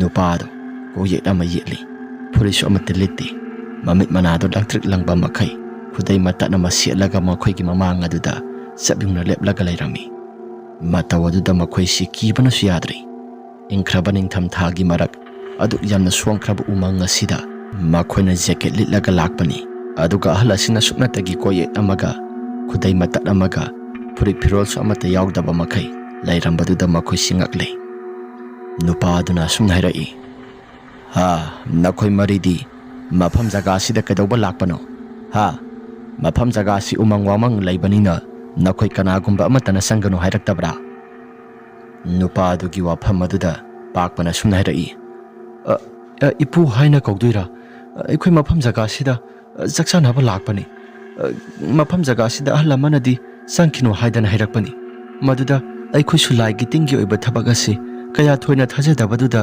ꯃꯐꯝ ꯖꯒꯥꯁꯤ ꯑꯩꯈꯣꯏꯅ ꯅꯝꯗꯅ ꯆꯪꯂꯛꯄꯅꯤ ꯄꯥꯛꯄꯒꯤ ꯋꯥꯐꯝ ꯑꯗꯨ ꯇꯥꯕ ꯃꯇꯝꯗ ꯑꯍꯜ ꯑꯗꯨꯅ ꯑꯁꯨꯝꯅ ꯍꯥꯏꯔꯛꯏ ꯅꯈꯣꯏ ꯃꯐꯝ ꯖꯒꯥꯁꯤ ꯇꯁꯦꯡꯕꯃꯛꯇꯤ ꯂꯥꯏꯒꯤ ꯇꯤꯟꯒꯤ ꯃꯔꯝꯗ ꯌꯥꯝꯅ ꯍꯦꯟꯗꯣꯛ ꯄꯥꯊꯣꯛꯅ ꯃꯐꯝ ꯖꯒꯥꯁꯤꯗ ꯐꯠꯇ꯭ꯔꯕ ꯂꯥꯏꯁꯤꯡꯒꯤ ꯀꯩꯗꯣꯡꯐꯝ ꯑꯣꯏꯔꯤꯕꯅꯤ ꯂꯥꯎ ꯅꯈꯣꯏ ꯑꯩꯒꯤ ꯏꯅꯥꯛ ꯇꯝꯅ ꯂꯥꯛꯎ ꯉꯁꯤꯒꯤ ꯅꯨꯃꯤꯠꯁꯤꯃꯗꯤ ꯅꯈꯣꯏ ꯊꯣꯛꯄꯗ ꯌꯥꯝꯅ ꯐꯔꯛ ꯇꯥꯕ ꯍꯥꯏꯕꯗꯨ ꯅꯈꯣꯏ ꯑꯣꯏꯒꯗꯧꯔꯤ ꯑꯗꯨꯅ ꯑꯩꯒꯤ ꯏꯇꯨꯡ ꯏꯟꯅꯔꯛꯂꯣ ꯃꯈꯣꯏ ꯃꯔꯤꯗꯨꯁꯨ ꯉꯛꯂꯤ ꯑꯗꯨꯒ ꯄꯥꯛꯄꯅ ꯑꯁꯨꯝꯅ ꯍꯥꯏ ꯏꯇꯥꯎ ꯑꯍꯜ ꯑꯁꯤꯒꯤ ꯃꯇꯨꯡ ꯏꯟꯅꯔꯁꯤ ꯍꯥꯏꯕ꯭ꯔꯥ ꯖꯦꯝꯁꯅ ꯏꯟꯕꯨꯗꯤ ꯏꯟꯅꯕ ꯌꯥꯏꯕꯨ ꯑꯍꯜ ꯂꯃꯟꯁꯤ ꯁꯨꯝ ꯌꯦꯡꯕꯗꯁꯨ ꯃꯁꯥꯁꯦ ꯀꯩꯅꯣꯝ ꯏꯇꯧ ꯇꯧꯏ ꯆꯥꯗ ꯊꯛꯇꯕꯅ ꯃꯌꯥꯡ ꯑꯁꯤꯁꯨ ꯏꯀꯪ ꯀꯪꯕꯒꯨꯝ ꯇꯧꯏ ꯑꯍꯜ ꯑꯁꯤꯒꯤ ꯃꯇꯨꯡ ꯏꯟꯅꯔꯨꯔꯒ ꯑꯩꯈꯣꯏ ꯑꯃꯨꯛ ꯈꯨꯗꯣꯡꯊꯤꯕ ꯑꯃꯨꯛ ꯇꯥꯔꯛꯂꯕꯗꯤ ꯖꯦꯛꯅ ꯍꯥꯏꯔꯛꯏ ꯏꯇꯥꯎ ꯑꯩꯁꯨ ꯏꯁꯥꯁꯤ ꯂꯦꯡꯕ ꯊꯤꯟꯕ ꯌꯥꯝꯅ ꯇꯧꯈꯠꯂꯛꯂꯤ ꯑꯍꯜ ꯑꯁꯤ ꯈꯔ ꯃꯈꯩꯁꯨ ꯂꯥꯏꯒꯤ ꯇꯤꯟꯒꯤ ꯃꯔꯝꯗ ꯈꯪꯕ ꯃꯥꯜꯂꯤ ꯑꯍꯜ ꯑꯁꯤꯒꯤ ꯃꯇꯨꯡ ꯏꯟꯅꯔꯒ ꯑꯩꯈꯣꯏꯁꯨ ꯀꯔꯤꯅꯣ ꯈꯔ ꯇꯧꯕꯅ ꯐꯒꯗ꯭ꯔꯥ ꯈꯜꯂꯤ ꯑꯁꯨꯝꯅ ꯍꯥꯏꯅꯔꯕ ꯀꯥꯟ ꯑꯗꯨꯗ ꯃꯈꯣꯏ ꯃꯔꯤ ꯑꯗꯨ ꯑꯍꯜ ꯑꯗꯨꯒꯤ ꯃꯇꯨꯡ ꯏꯟꯅꯔꯛꯂꯤ ꯑꯍꯜ ꯑꯗꯨꯒꯤ ꯃꯇꯨꯡ ꯏꯟꯅꯔꯛꯂꯕ ꯀꯥꯟ ꯃꯈꯣꯏꯁꯨ ꯌꯨꯝ ꯑꯃꯗ ꯆꯪꯂꯛꯂꯤ ꯉꯁꯥꯏ ꯃꯈꯩ ꯃꯈꯣꯏꯅ ꯎꯔꯝꯕ ꯌꯨꯝꯁꯤꯡ ꯑꯗꯨꯒ ꯍꯥꯏꯔꯒꯗꯤ ꯍꯟꯗꯛ ꯃꯈꯣꯏꯅ ꯎꯔꯤꯕ ꯌꯨꯝ ꯑꯍꯜ ꯑꯁꯤꯅ ꯆꯪꯂꯤꯕ ꯌꯨꯝ ꯑꯁꯤ ꯃꯁꯤꯅ ꯃꯌꯥꯝꯗꯒꯤ ꯈ꯭ꯋꯥꯏꯗꯒꯤ ꯌꯨꯝ ꯑꯁꯤ ꯏꯐ ꯐꯅ ꯂꯩꯕꯒꯨꯝ ꯇꯧꯏ ꯌꯨꯝ ꯑꯁꯤ ꯆꯪꯂꯝꯗꯥꯏꯒꯤ ꯃꯇꯝ ꯑꯗꯨꯗ ꯑꯀꯣꯏꯕꯗ ꯍꯧꯔꯤꯕ ꯎ ꯋꯥ ꯃꯌꯥꯝꯁꯤꯡ ꯑꯁꯤ ꯑꯗꯨꯛꯀꯤ ꯃꯇꯤꯛ ꯌꯥꯝꯅ ꯁꯣꯡꯏ ꯎ ꯋꯥ ꯃꯌꯥꯝꯁꯤꯡ ꯑꯁꯤꯒꯤ ꯃꯔꯛꯇ ꯍꯕꯨꯡ ꯃꯌꯥꯝ ꯑꯃꯁꯨ ꯍꯧꯏ ꯍꯕꯨꯡ ꯃꯌꯥꯝ ꯑꯁꯤꯒꯤ ꯃꯔꯨꯝ ꯑꯁꯤꯗ ꯀꯅꯥꯒꯨꯝꯕ ꯃꯤꯑꯣꯏ ꯑꯃ ꯃꯈꯣꯏꯗ ꯌꯦꯛꯂꯛꯄꯒꯨꯝ ꯇꯧꯔꯛꯏ ꯃꯃꯤ ꯁꯥꯃꯤ ꯑꯣꯏꯅ ꯀꯅꯥꯅꯣ ꯃꯈꯣꯏꯒꯤ ꯃꯅꯤꯡ ꯃꯈꯥꯗ ꯀꯇꯨ ꯀꯔꯟ ꯆꯠꯄꯒꯨꯝꯅꯁꯨ ꯇꯧꯏ ꯃꯇꯧ ꯑꯗꯨꯗ ꯄꯥꯛꯄꯗꯤ ꯃꯁꯥꯗꯣ ꯑꯀꯤ ꯇꯨꯖꯨꯡꯕ ꯌꯥꯝꯅ ꯐꯥꯎꯔꯤ ꯄꯥꯛꯄꯅ ꯍꯨꯍꯨꯠ ꯂꯩꯗꯨꯅ ꯌꯦꯡꯕꯗꯁꯨ ꯀꯅꯥꯒꯨꯝꯕ ꯑꯃꯠꯇꯗꯤ ꯂꯩꯇꯦ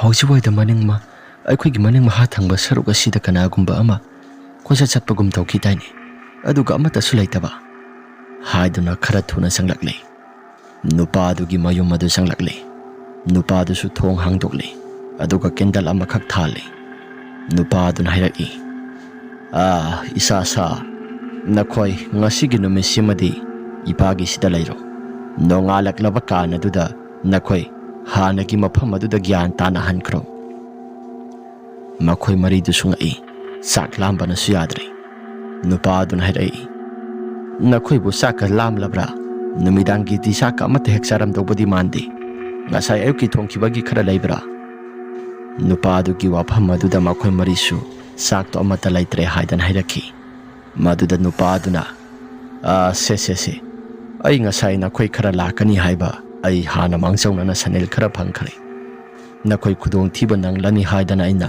nakhoi manak asi kothi thiduna lakpani sak khara lairibasi yenaduna saminaro sakte pangyam yambo oidre aduga ising ase khara thaksillo ngasigi oinadi pangna ba ahinga si lenna ba tawro nupa adugi wafam aduda makhoi si nupa ase afaba mini haibadi khangle sagado saba loiraba matung haugatliba mai adu makhoisu ikoi koina phamle kendal adusu yumjaw aduda thali pakpana hairai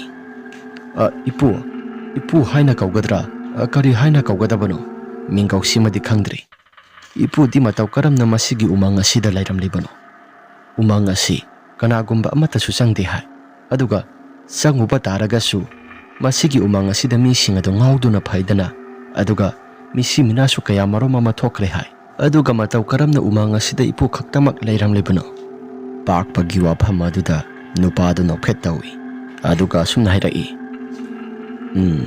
ai asi tasingba makti maibani khulai kai si khuntak lansi ba thokliba aduga hana ka su thudokpa amata tawram daba mafam jaga asi umang oina ohenki basi aigi hakta tagini ai asi khwaidagi amna phatraba misak haibado ai oidoribra natraga khulai kai sigi khunja singaduna phatabadudha phatabadagi makhoi na khuntak lansi basi thokibra ai madu madi ai chapsana haiba ngamde nupa adugi wafam aduda makhoi marido ingangakle aduga matau karamna thokibano haidana hanglai nupa aduna sumna khumlai ai giming tolamu kawi khulai kai sigi oinadi ai bu takpi tambirakpo oja guru singado loina sikhre ai si maibo oina thaupu bani itu isa amata sulaiti yumda ithanta khakta laibani matama singa sidagina sahi humpu muki mamangi wari amakhakni maduda aisi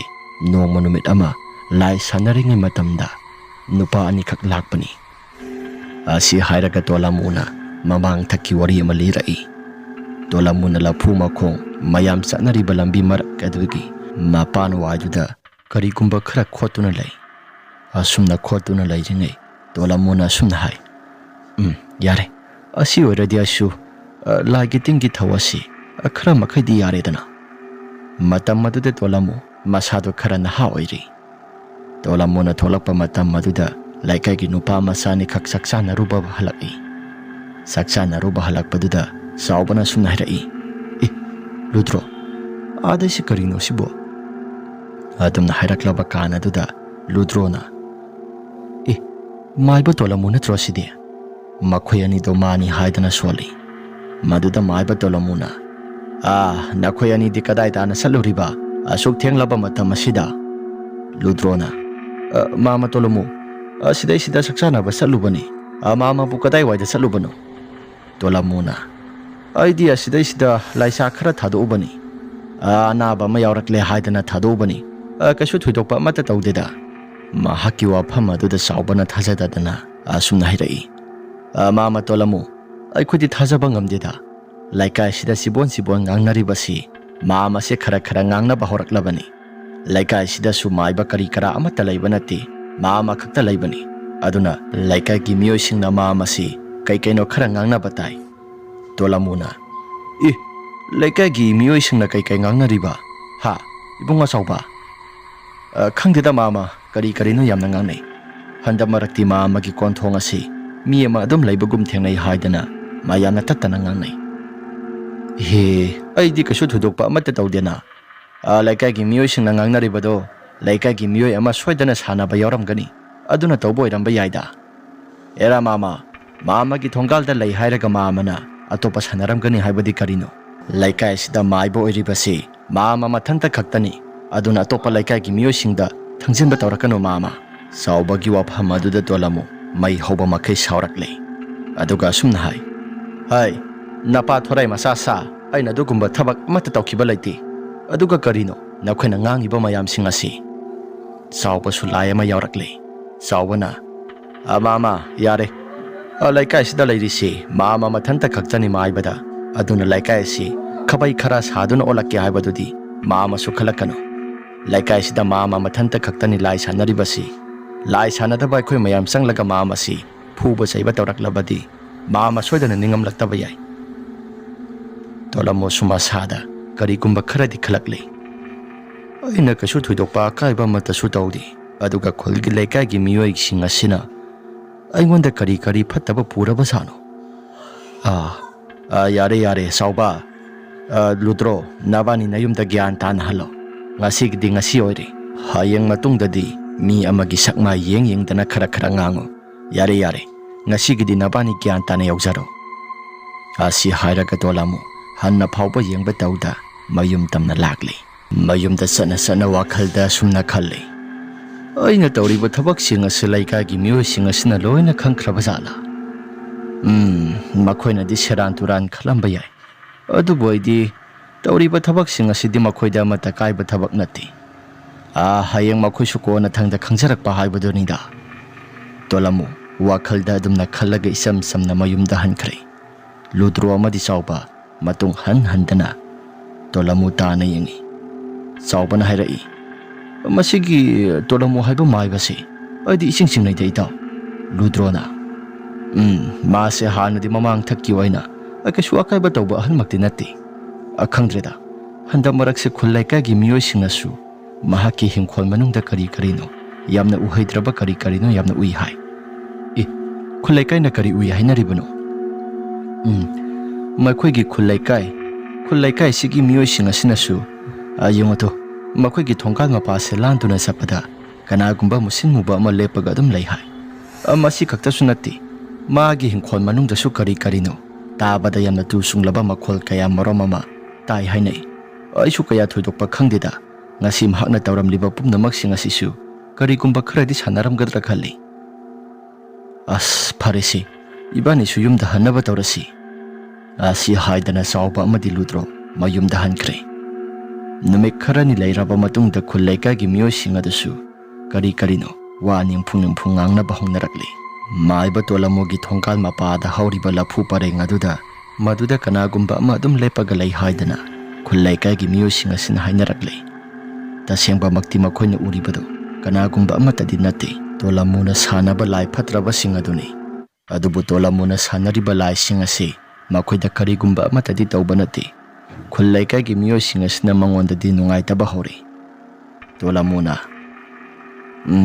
ꯈꯨꯜ ꯂꯩꯀꯥꯏꯒꯤ ꯃꯤꯑꯣꯏꯁꯤꯡ ꯑꯁꯤꯅ ꯑꯩꯅ ꯇꯧꯔꯤꯕ ꯊꯕꯛꯁꯤꯡ ꯑꯁꯤ ꯃꯈꯣꯏꯁꯨ ꯈꯔ ꯆꯤꯡꯅꯕ ꯍꯧꯔꯛꯂꯤ꯫ ꯆꯤꯡꯅꯕ ꯍꯧꯕ ꯈꯛꯇꯁꯨ ꯅꯠꯇꯅ ꯑꯩꯅ ꯇꯧꯖꯔꯤꯕꯁꯤꯗꯤ ꯑꯩꯒꯤ ꯈꯨꯜ ꯂꯩꯀꯥꯏꯁꯤꯒꯤ ꯐꯠꯇꯅꯕ ꯑꯃꯠꯇ ꯅꯠꯇꯦ꯫ ꯍꯥꯟꯅ ꯃꯃꯥꯡ ꯊꯛꯇ ꯑꯩꯁꯨ ꯑꯩꯒꯤ ꯏꯆꯥꯁꯤꯡ ꯂꯩꯔꯤꯉꯩ ꯃꯇꯝꯗꯗꯤ ꯀꯩꯁꯨ ꯊꯣꯏꯗꯣꯛꯄ ꯑꯍꯦꯟꯕ ꯑꯃꯠꯇꯗꯤ ꯇꯧꯗꯕꯅꯤ꯫ ꯑꯗꯨꯕꯨ ꯏꯆꯥꯁꯤꯡ ꯑꯁꯤ ꯃꯅꯨꯡ ꯃꯇꯝ ꯆꯥꯗꯅ ꯂꯩꯈꯤꯗꯕ, ꯑꯗꯨꯒ ꯑꯩꯒꯤ ꯅꯨꯄꯤꯁꯨ ꯃꯅꯨꯡ ꯃꯇꯝ ꯆꯥꯗꯅ ꯂꯩꯈꯤꯗꯕꯗꯨꯗ ꯑꯩ ꯏꯊꯟꯇ ꯈꯛꯇ ꯉꯥꯏꯔꯤ꯫ ꯍꯥꯟꯅ ꯂꯩꯖꯔꯝꯕ ꯂꯟ ꯊꯨꯝ ꯃꯌꯥꯝꯁꯤꯡ ꯑꯗꯨꯁꯨ ꯂꯣꯏꯅ ꯍꯦꯛꯇ ꯄꯨꯡꯃꯥꯡꯂꯤ꯫ ꯆꯥꯎꯔꯕ ꯍꯤꯡꯈꯣꯜ ꯑꯁꯤ ꯑꯩ ꯏꯊꯟꯇ ꯈꯛꯇ ꯇꯧꯕꯗꯨꯗꯤ ꯃꯗꯨ ꯃꯇꯤꯛ ꯆꯥꯕ ꯍꯧꯅꯗꯦ꯫ ꯑꯗꯨꯅ ꯑꯩꯅ ꯍꯩꯖꯔꯤꯕ ꯃꯍꯩ ꯄꯨꯝꯅꯃꯛꯁꯤꯡ ꯑꯁꯤ ꯐꯠꯇ꯭ꯔꯕꯁꯨ ꯐꯠꯇꯅ ꯈꯨꯜ ꯂꯩꯀꯥꯏꯒꯤ ꯃꯤꯑꯣꯏꯁꯤꯡꯗꯗꯤ ꯑꯃꯠꯇ ꯊꯦꯡꯍꯟꯗ ꯑꯩ ꯏꯊꯟꯇ ꯈꯛꯇ ꯏꯁꯥ ꯉꯥꯛꯊꯣꯛꯆꯅꯕ ꯇꯧꯖꯕꯅꯤ꯫ ꯍꯤꯡꯈꯣꯜ ꯑꯁꯤ ꯀꯣꯏꯔꯦ, ꯑꯩ ꯏꯊꯟꯇꯅ ꯀꯣꯏꯕ ꯌꯥꯕ ꯅꯠꯇꯦ꯫ ꯑꯗꯨꯅ ꯑꯩꯅ ꯁꯥꯟꯅꯔꯤꯕ ꯂꯥꯏꯁꯤꯡ ꯑꯁꯤ ꯊꯥꯗꯣꯛꯇꯨꯅ ꯈꯔ ꯃꯈꯣꯏꯗꯁꯨ ꯍꯤꯡꯈꯣꯜ ꯑꯁꯤ ꯁꯪꯍꯟꯕ,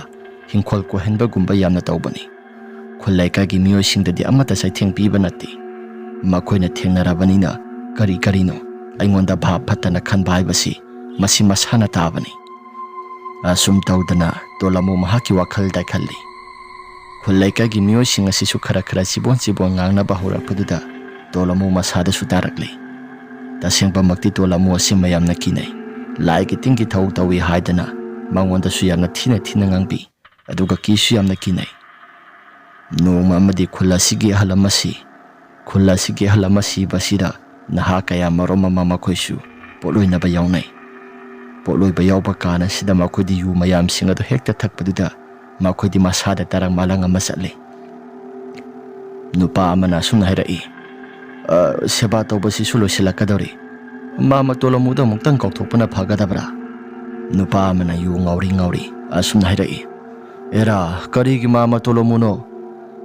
ꯁꯤ ꯌꯥꯔꯦ, ꯀꯧꯊꯣꯛꯇ꯭ꯔꯁꯨ ꯌꯥꯔꯦ, ꯑꯩꯈꯣꯏꯒꯤ ꯃꯔꯛꯇ ꯁꯣꯟꯕ ꯍꯩꯕ ꯑꯃ ꯁꯣꯏꯗꯅ ꯌꯥꯎꯔꯝꯒꯅꯤꯗ꯫ ꯃꯔꯣꯟ ꯃꯔꯤ ꯁꯨꯕꯣꯏ ꯁꯨꯗꯕꯣꯏ ꯉꯥꯡꯂꯛꯄ ꯃꯇꯝ ꯑꯗꯨꯗ ꯊꯪꯅꯔꯤꯕ ꯅꯨꯄꯥ ꯑꯗꯨꯅ, ꯐꯔꯦꯁꯦ, ꯑꯩꯈꯣꯏꯁꯨ ꯇꯧꯔꯤꯕ ꯊꯧꯔꯝ ꯄꯨꯝꯅꯃꯛꯁꯤꯡ ꯑꯁꯤ ꯂꯣꯏꯁꯤꯜꯂꯕ ꯃꯇꯨꯡꯗ ꯑꯩꯈꯣꯏꯁꯨ ꯀꯩꯅꯣ ꯈꯔ ꯐꯅꯕ ꯇꯧꯁꯤ꯫ Asum tawdana mi sanskar tawribadu loisilakli. Mi potloibadu loisilak kan aduda khuladugi miyoising seba tawba yauribasing adusu tolomu kausi khara hai adubu kaugumsi khara hai makhoi masel marai pungyate hekte yanai mangthong thingba se haite haidana makhoi se hainai adubu yu yamna ngauraba hallama parap sanglaktuna sumna hairai aisa sa nakhoi maiba tolomuda muktang kaubana phanida nakhoi hayangwai tungda masigi mangphamasi mangthong asi adum thinglabadi nakhoi hayangwai khudong thiba yamna tholakpa yai yu yamna ngaurabana ha mana sumna hairai khura adugidamakta ai adum tawgeda ai mangthong thingba hai akhoi gi pabado maduna hana mangthong thingba se hana tawrami hai mahakna mangthong thingba do engonda loin hekta taklami ai su mangthong thingba do hai nupa haladuna ibunga Santi yabu yagadra Santi su haladugi wahang aduda yani haidana kumlami Santi su mangpham tana parap kakhakhre masintadi karigumba amatadi khangba nati mahakna sumna soli aina mangthong thingkani haidana karaklibasi leiwatin wa so amata khangba nati mataw karamna songadoribano afare ai sinda thokpa ama solagi asi hairaga Santina mangpham mathak aduda mahakna leplaga haipek khara phamthai aduga masinda sumna solai hai thawai oina onkraba asi baksang asida mukhana halakano nangi laifam thokpa dum layu leiwatin wa saisu kaya thoina khangbo oidi siningweksiu siningdraga to asumna hairam laba matungda mahaksu Santi adu tumina kumlakle lairiba mayam singaduna thinglam labra haidun hairai mahaksu mangthong adu thingkhre hai Santi mayumda lagle mangthong adu thingle hairam labaduda makhoi mayam singadu su mayumda hanarakle asum tawdana Santi su mahaki mayum tamna masa mathanta lagle kanagumba amata di lakte aina mangthong thinglam libane haidana tawriba sisu khudong thiba soidana thokadabra kashu thudokpa thokloida haujikangi matamdabu laige tinggi thawdo ase pangtawda tawba dum yaraba sibu maiba natraga soi khusu adum haida aina tawramliba mantra solamlibado madu sayeng ama oina aina ahan boy kadoribani asi hairaga Santi adu noksilakle mahakna nokna lakpaduda yusu khara ngawbaga masado aki akhanga mathek nangkhidre mahaksu aki akhang amata khangdaba makhai laklabaduda mahaki mamang oirapna kanagumba miyoi ama masak masadi udabida adum satpagum tawi satpagi makhol tarakpado Santi kaya thawaina tadi aduga tung thangba saruk asida sunupa ahal amana nahe duna lakpagumna tawrai sasu suraga Santi na sumna khalle amamang thangba saruk asida salibase kanano satpa matadi ude aduga tung thangba saruk asida laklibasina kana haidana Santi ado laithoktu nenglui adubu kanagumba amatadi lairamde Santi masada akiba amata yaudana asumna hairai hai kanano aigi tungda sanaribra lakya hairabadi iphong hekta lao lona thupna lakanu nupa thokpa yamna mande ko adumna hai tumin hekta lai mahaki tung thangba saruk aduda tawramba pumnamak singado Santi mamai laisinduna muk lakle mamai laisinduna laklaba kan aduda mahaki masada karigumba asaba nungsit ama khanghumhumsilakle tawriba mong mataw pumnamak sing asida yogi ni sado loina halli Santi karino haidana masada khalli Santi masana khalaklaba kan aduda khara thuna yumda sanglaklage haidana mahaksi khara thuna lakle handap mukti tawriba mong mataw sing asi karino haina khalakle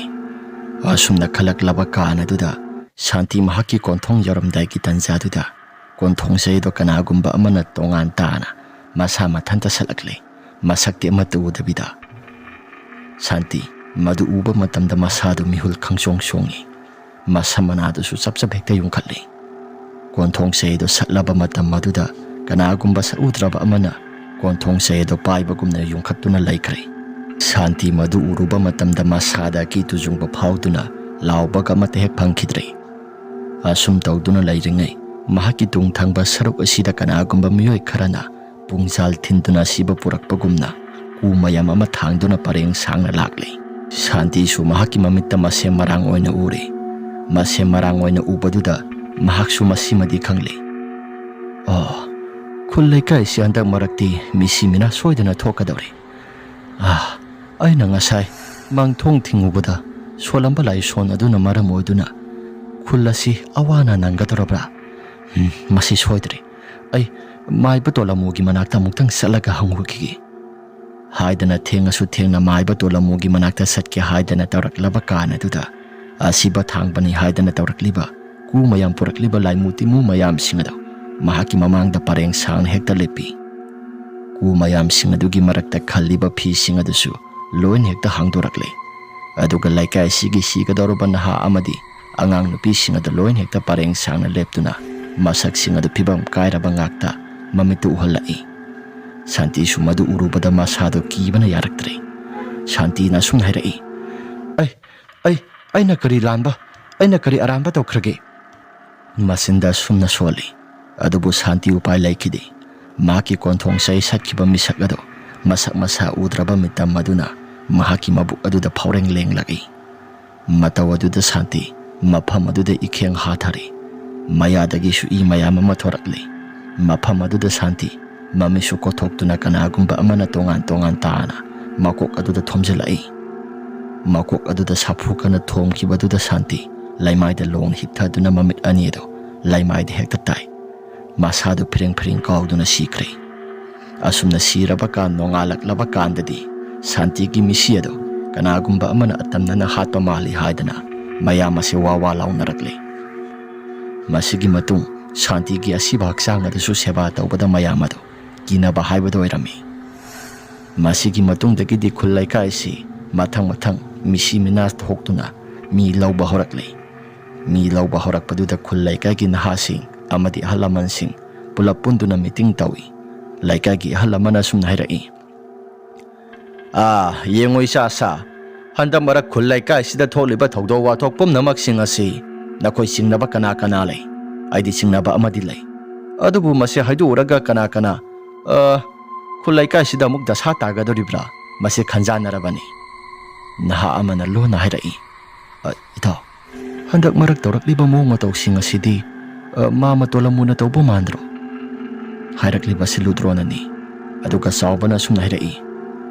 ꯃꯥꯃꯥ, ꯑꯩꯗꯤ ꯍꯟꯗꯛ ꯇꯧꯔꯛꯂꯤꯕ ꯄꯨꯝꯅꯃꯛꯁꯤꯡ ꯑꯁꯤ ꯍꯥꯏꯗꯣꯛꯄꯗꯕꯨꯗꯤ ꯅꯨꯡꯉꯥꯏꯇ꯭ꯔꯦ. ꯑꯩꯅ ꯁꯨꯝ ꯈꯟꯕ ꯃꯇꯝꯗ ꯃꯥꯃ ꯇꯣꯂꯃꯨꯅ ꯇꯧꯕ ꯁꯣꯏꯗꯅ ꯑꯣꯏꯔꯝꯒꯗꯕ ꯃꯥꯜꯂꯤ. ꯅꯍꯥꯟꯃꯛꯁꯨ ꯀꯔꯤꯅꯣ ꯑꯃꯝꯕꯗ ꯑꯩꯈꯣꯏ ꯂꯨꯗ꯭ꯔꯣ ꯏꯕꯥꯅꯤ ꯆꯥꯛ ꯆꯥꯅꯔꯨꯔꯕ ꯃꯇꯨꯡ ꯌꯨꯝꯗ ꯍꯜꯂꯛꯄꯗ ꯀꯔꯤꯅꯣ ꯃꯍꯥꯛꯁꯨ ꯁꯣꯔꯣꯛꯇ ꯆꯠꯄ ꯊꯦꯡꯅꯩ. ꯃꯁꯤ ꯈꯛꯇꯁꯨ ꯅꯠꯇꯦ, ꯈꯨꯜ ꯂꯩꯀꯥꯏ ꯃꯤꯌꯥꯝ ꯄꯨꯝꯅꯃꯛꯅꯁꯨ ꯃꯍꯥꯛꯀꯤ ꯍꯤꯡꯈꯣꯜꯗ ꯎꯔꯤꯕ ꯃꯌꯥꯝꯁꯤꯡ ꯑꯗꯣ ꯃꯗꯨꯅ ꯁꯥꯈꯤꯅꯤ. ꯃꯪꯊꯣꯡ ꯑꯁꯤ ꯃꯍꯥꯛꯅ ꯍꯥꯡꯗꯣꯛꯂꯒ ꯀꯔꯤ ꯁꯣꯏꯗꯅ ꯇꯧꯔꯝꯕ ꯌꯥꯏ. ꯃꯥꯏꯕ ꯇꯣꯂꯃꯨꯒꯤ ꯋꯥꯐꯝ ꯄꯜꯂꯛꯄꯗꯨꯗ ꯃꯌꯥꯝꯁꯤꯡ ꯑꯗꯨꯁꯨ ꯃꯍꯥꯛꯅ ꯑꯣꯏꯔꯝꯒꯅꯤ ꯍꯥꯏꯗꯅ ꯁꯣꯏꯗꯅ ꯍꯥꯏꯔꯛꯂꯦ. ꯃꯤ ꯑꯁꯤꯕ ꯃꯩ ꯊꯥꯕ ꯌꯧꯅꯔꯨꯕꯁꯤꯡ ꯑꯗꯨꯗꯤ ꯃꯪꯊꯣꯡ ꯊꯤꯡꯗꯕꯗꯒꯤ ꯇꯧꯔꯛꯂꯤꯕ ꯄꯨꯝꯅꯃꯛꯁꯤꯡ ꯍꯥꯏꯕꯁꯤ ꯃꯌꯥꯝꯅ ꯀꯥꯎꯔꯛꯂꯦ. ꯃꯪꯊꯣꯡ ꯑꯗꯨ ꯃꯈꯣꯏꯅ ꯊꯤꯡꯂꯦ. ꯑꯗꯨꯒ ꯇꯣꯂꯃꯨꯅ ꯑꯃꯨꯛ ꯍꯥꯡꯗꯣꯛꯇꯨꯅ ꯃꯪꯊꯣꯡ ꯑꯗꯨ ꯂꯩꯀꯥꯏꯁꯤ ꯑꯋꯥ ꯑꯅꯥ ꯇꯥꯍꯟꯕꯅꯤ ꯍꯥꯏꯗꯅ ꯃꯌꯥꯝꯅ ꯂꯧꯅꯔꯦ. ꯑꯁꯨꯝ ꯇꯧꯗꯅ ꯂꯩꯀꯥꯏꯒꯤ ꯃꯤꯑꯣꯏꯁꯤꯡ ꯑꯗꯨ ꯄ꯭ꯔꯪ ꯍꯧꯗꯨꯅ ꯁꯥꯎꯅꯔꯦ. ꯃꯊꯪ ꯈꯨꯜ ꯂꯩꯀꯥꯏꯒꯤ ꯃꯤꯑꯣꯏꯁꯤꯡ ꯑꯁꯤꯁꯨ ꯌꯥꯝꯅ ꯁꯤꯕ ꯅꯥꯕ ꯊꯣꯛꯂꯛꯄꯗꯨꯗ ꯇꯝꯅꯕ ꯍꯦꯜꯂꯛꯂꯕꯅꯤ. ꯇꯝꯅꯕ ꯍꯦꯜꯂꯛꯄꯗꯨꯗ ꯃꯈꯣꯏ ꯃꯌꯥꯝꯁꯤꯡ ꯑꯁꯤ ꯃꯥꯃ ꯇꯣꯂꯃꯨꯒꯤ ꯃꯅꯥꯛꯇ ꯄꯨꯂꯞ ꯍꯧꯗꯨꯅ ꯆꯠꯂꯁꯤ ꯍꯥꯏꯗꯅ ꯇꯣꯂꯃꯨꯒꯤ ꯃꯅꯥꯛ ꯇꯥꯟꯅ ꯂꯥꯛꯂꯦ. ꯇꯣꯂꯃꯨꯁꯨ ꯃꯪꯒꯣꯜꯗ ꯐꯝꯃꯤ. ꯑꯗꯨꯒ ꯃꯍꯥꯛꯁꯨ ꯂꯥꯏꯔꯤꯛ ꯑꯃ ꯄꯥꯗꯨꯅ ꯂꯩꯔꯝꯃꯤ. ꯇꯣꯂꯃꯨꯒꯤ ꯀꯣꯟꯊꯣꯡ ꯇꯝꯅ ꯃꯌꯥꯝ ꯍꯨꯞꯇꯨꯅ ꯆꯪꯂꯛꯄꯗꯨꯗ ꯇꯣꯂꯃꯨ ꯃꯁꯥꯗ ꯈꯔ ꯄꯥꯈꯠꯂꯤ. ꯑꯗꯨꯒ ꯑꯁꯨꯝꯅ ꯃꯌꯥꯝ ꯌꯧꯔꯛꯂꯕ ꯀꯥꯟ ꯑꯗꯨꯗ ꯍꯥꯏꯔꯛꯏ.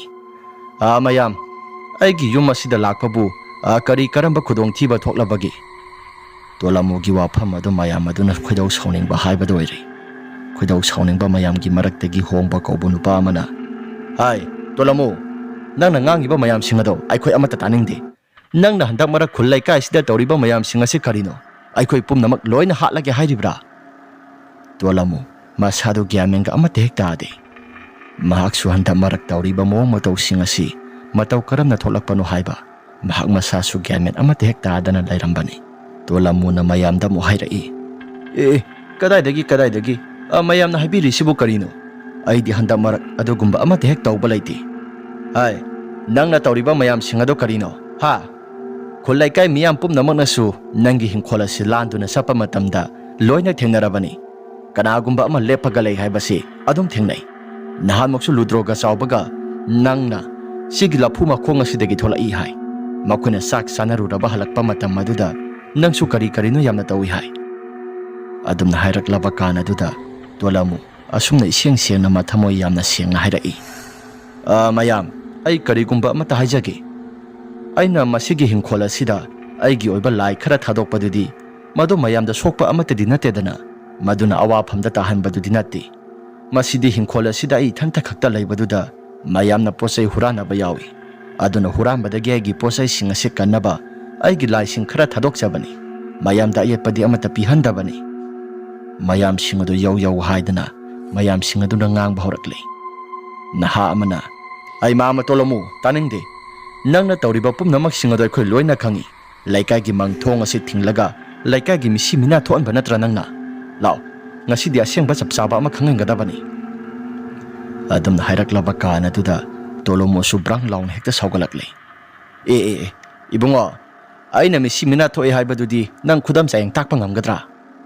Adumna haiba kana duda khullaikai gi miyoi sing adu sumayam gi chingthakta khummi haidana Tolomo du singthadun hekta khut thaba horakle. Tolomo du phuba yaba phuraba matung mahaki mayum manungda khara sangsili. Adumna tawkanu haidana Tolamuna khami adubu upay amata leitre. Mahaki imu manungda leiramba posai sing loina thukairi yangkhaiba khotpa loina tawri. Saru matek matek khara su phanglami. Saru matek phangbaduda mayam singoda amukke hena saurakle. Aduga mahaki mayum asi mai thadoksi haidana mayum adu mai thadokpa horakle. Tolama su kappi. Kappa yaba kaplaba matung Tolamuna mayam yum sidadi mai thabiganuba yum samungtang dikambiyo. Adubu mayam amata hekta khidre. Thugaiba yangkhaiba phuba saiba tawraba matung mayam singadu satnakre. Asumna phuba saiba tawraba matung mayam singaduna su thajadabaduda Tolamuna sumna hairai. Oh aigi laijaramba lanthum pumnamak singase loin hekta pumang manglaga pungtak takle. Aina kasu thudokpa amata swakaiba tawdaba aduga khullaikai gi miyoi singasina ingonda asaidi sase kanada sangjafam lawgani. Khullaikai gi miyoi singna swaise inthokpa haibadu oire. Khullaikai sidagi tanthokti haibagi wani adubu aidi mafam kadaida laigadoribanu haidana Tolomu masadu hikna hikna kaplami. Tolamu masana masai yamna tola haiba khanjarakle. Tolamu numit asidagi mahaki wakhalda khalakle. Aina kasu thudokpa akaiba mata su tawda makoina mathomarang khangda mangthong singadu suai thingo haidana haiba su amata lakpa natte. Makoina haipa saraga nahana maiba saraga mang thalaba kana sida aingonda dasa singa semuk thangsilakpani. Fai ngasigi numit asidagi nakhoi khullaikai sida nakhoi aina kari tawrakka haibado nakhoi khangbareimo. Asi hairaga numit asidagi maiba Tolomu mayumda kaya thoina laikidre. Mayumdu su laitaba yadabagi matawgumna khara pakhan khantuna lairami. Kanagumba amata sadi masa mathanta sai. Adubu yum asida kanagumba amata mahaksu ulaiba uramdre. Marakta khara laiba natana. Khullaikai ka susukna samnadre. Aduna khullaikai gi miyoi sing ase ama mathing chapa matamda kanagumba miyoi khara na laikai gi mangphama sida asiba mayam pareng sangna laibagumna mayam singado tamnabu urakle. Nongma kangdi laikai asi misi mina mayam hekta ama sibaga ama mathang mathi phongduna siba hatpa tuppa tawrakle. Mayam singado numit taraklaba matam sorok asida kanagumba amata satnaba ngamde. Mi sibagi maikhu mayam mai thabagi maikhu mayam sing ase khullaikai asida nongma kangdana thoklabanina maikhu mayam sing asina pumam hekta mamba haibado oirakle. Konthong khudingi kusan santana thamme haibado madumak yaurakle. Mayam singadu sukiduna kaidana senakhibasu yawi. Aduga maiba Tolamuna tawkhiba pumnamak singadu makhuisu amata thajakhidabanina maiba Tolamuna khulasi amamam toina mi singasi mahaki lai phatraba singadu thadoktuna hatpa horakle. Khullaikai si mathang kaiduna senakhibana atop laikai singta satnakre. Kuana thangda khullaikai si kanagumba amata sulaikidre. Aduna Tolamuna khullaikai sida mathanta laiduna sahili sangsitna palakpani. Tolamuna lairaba matung khulgi hana lairamba naha sing khara Tolamu phugi haidana lai. Hatki haina phawk tawba lakle. Adubu Tolamuna lakpa singadu mahakna khangladuna amamam tawina thawai lawba horakle. Asum tawdana matam kuina sangna lairaklabani. Wari sing asi liba loiraba matung Tolamugi sajin saya amadi maning mayasing asi kanagumba amana ngangbagum tawrakli. Tolamugi mathak thangba saruk asida sumusin muba aman naptuna lairami. Madu ubada James na ipo sing mathak thangise masikari. Tolamuna sumna hirai. Kaisu thoidokpa amata kirunu. Thawai sa nakhoi salo. Ngasigi oinadi nakhoi ayat apan amata pirakano. Salo. Nakhoi naning nakha tamna ngasigi oinadi mapana sida layu. Asi hairaga thawai sing adu mapan tamna thokre. Numit tumadi kaisu thoidokpa amata hek tawda. Makhoi marika Tolamuga wari watai sanai. Makhoi marina su khangi. Tolamu si phattaba mi nate haiba. Khollaikai gi nahasing aduna mangthong thingbaduda soikibadagi tholakpa mayamsi makhoi su loina khanglei wari edu taba matamda. Tolamu na ngasai makhai phattaba mi oirabadi makhoi mari si su hatkhragadabani. Adubu hatribase Tolamu afaba mi oibagini haibase khanglei. No ngamphung tawrakpaduda thong adu thilaklei. Tolamu na thong adu hangi. Adubu musin muraba nupi ama karum tawraba ama leptuna lairami. Madu uba matamda Tolamu masada kitang dikhangi. Aduda Tolamu asumna hirai. Hai, thong ase nangna thilao haibra. Chalo. Adumna haiki. Nupi adu swai launa hekta mangki. Tawriba pumnamak sing adum pakpa su hauri. Pakpa amasung jek su uribani. Jek na uba matamda masado lauge haidana tawi. Adubu laudi laudre. Nong kharamu ngan thoraklaba kana duda makhoi si chatlage haidana hairakle. Maiba Tolamuna. Yengoi susa nakhoi na ngarang lambi ngauriba aduga hanjin taribado. Aigi phatraba timu laimu mayam singasina nakhoi si awa phamta tahange haidana tahalakpani. Ngasigi numisi amadi kaisu thoidokpa amata tawroida. Aina phajinduna thamlage nakhoi na chatri phawba. Nakhoi sakraba kanda khulla sigi hana khul oiramba hujikna umang oiraba. Masigi umang asida aina muk thadoktuna thamge. Salo ayu anganba oyengai matam asida. Makhoi maridusu hoi ipu haidana gariyado khara thuna thaudorakle. Ngarangi matamdadi ingau na lairambado. Ngasigi numisimadi lambi singado kaisu thoidokpa amata hek tawkidre. Makhoina lakpa lambido adum chumna lakle. Makhoina umang adudagi thorakpa kan aduda laikai-gi miyosing atopa laikai-gi miyosing ado yamna ngakle. Matau karamna tholaklibano haibado makhoi su hena ngakpa haibado oirami. Makhoi su wari sing ado lirami. Wari sing ado liba matamda maiba Tolamu mahaksu thoina akaiba tawdaba mini haibasi laikai-dugi mina su khangaure. Adubu hana mamang thakta tawkiba pumnamak sing aduna maram oiduna makhoi si khul laikai aduda changbadi kinare. Asum tawdana makhoi mari su nungain ingna sikna mayum tana hankre. Adubu maibagi umang asidi adumak lengdana hanagi matawgum khul laikai tana duna mi sing lainaba haibadumadi oihodre. Pumam hekta mamna isong sona umang oina adumak mahoksagumna maibagi umang oina adumak lehaure. Wari ase matang asida losinjare. Karigumba wari ase nungaibirabadi like amadi subscribe share tawbiramo haiduna haijari. Phare mayam adudi wari ase matang asida losinjarabanina mathangi warida muk thengnarasi.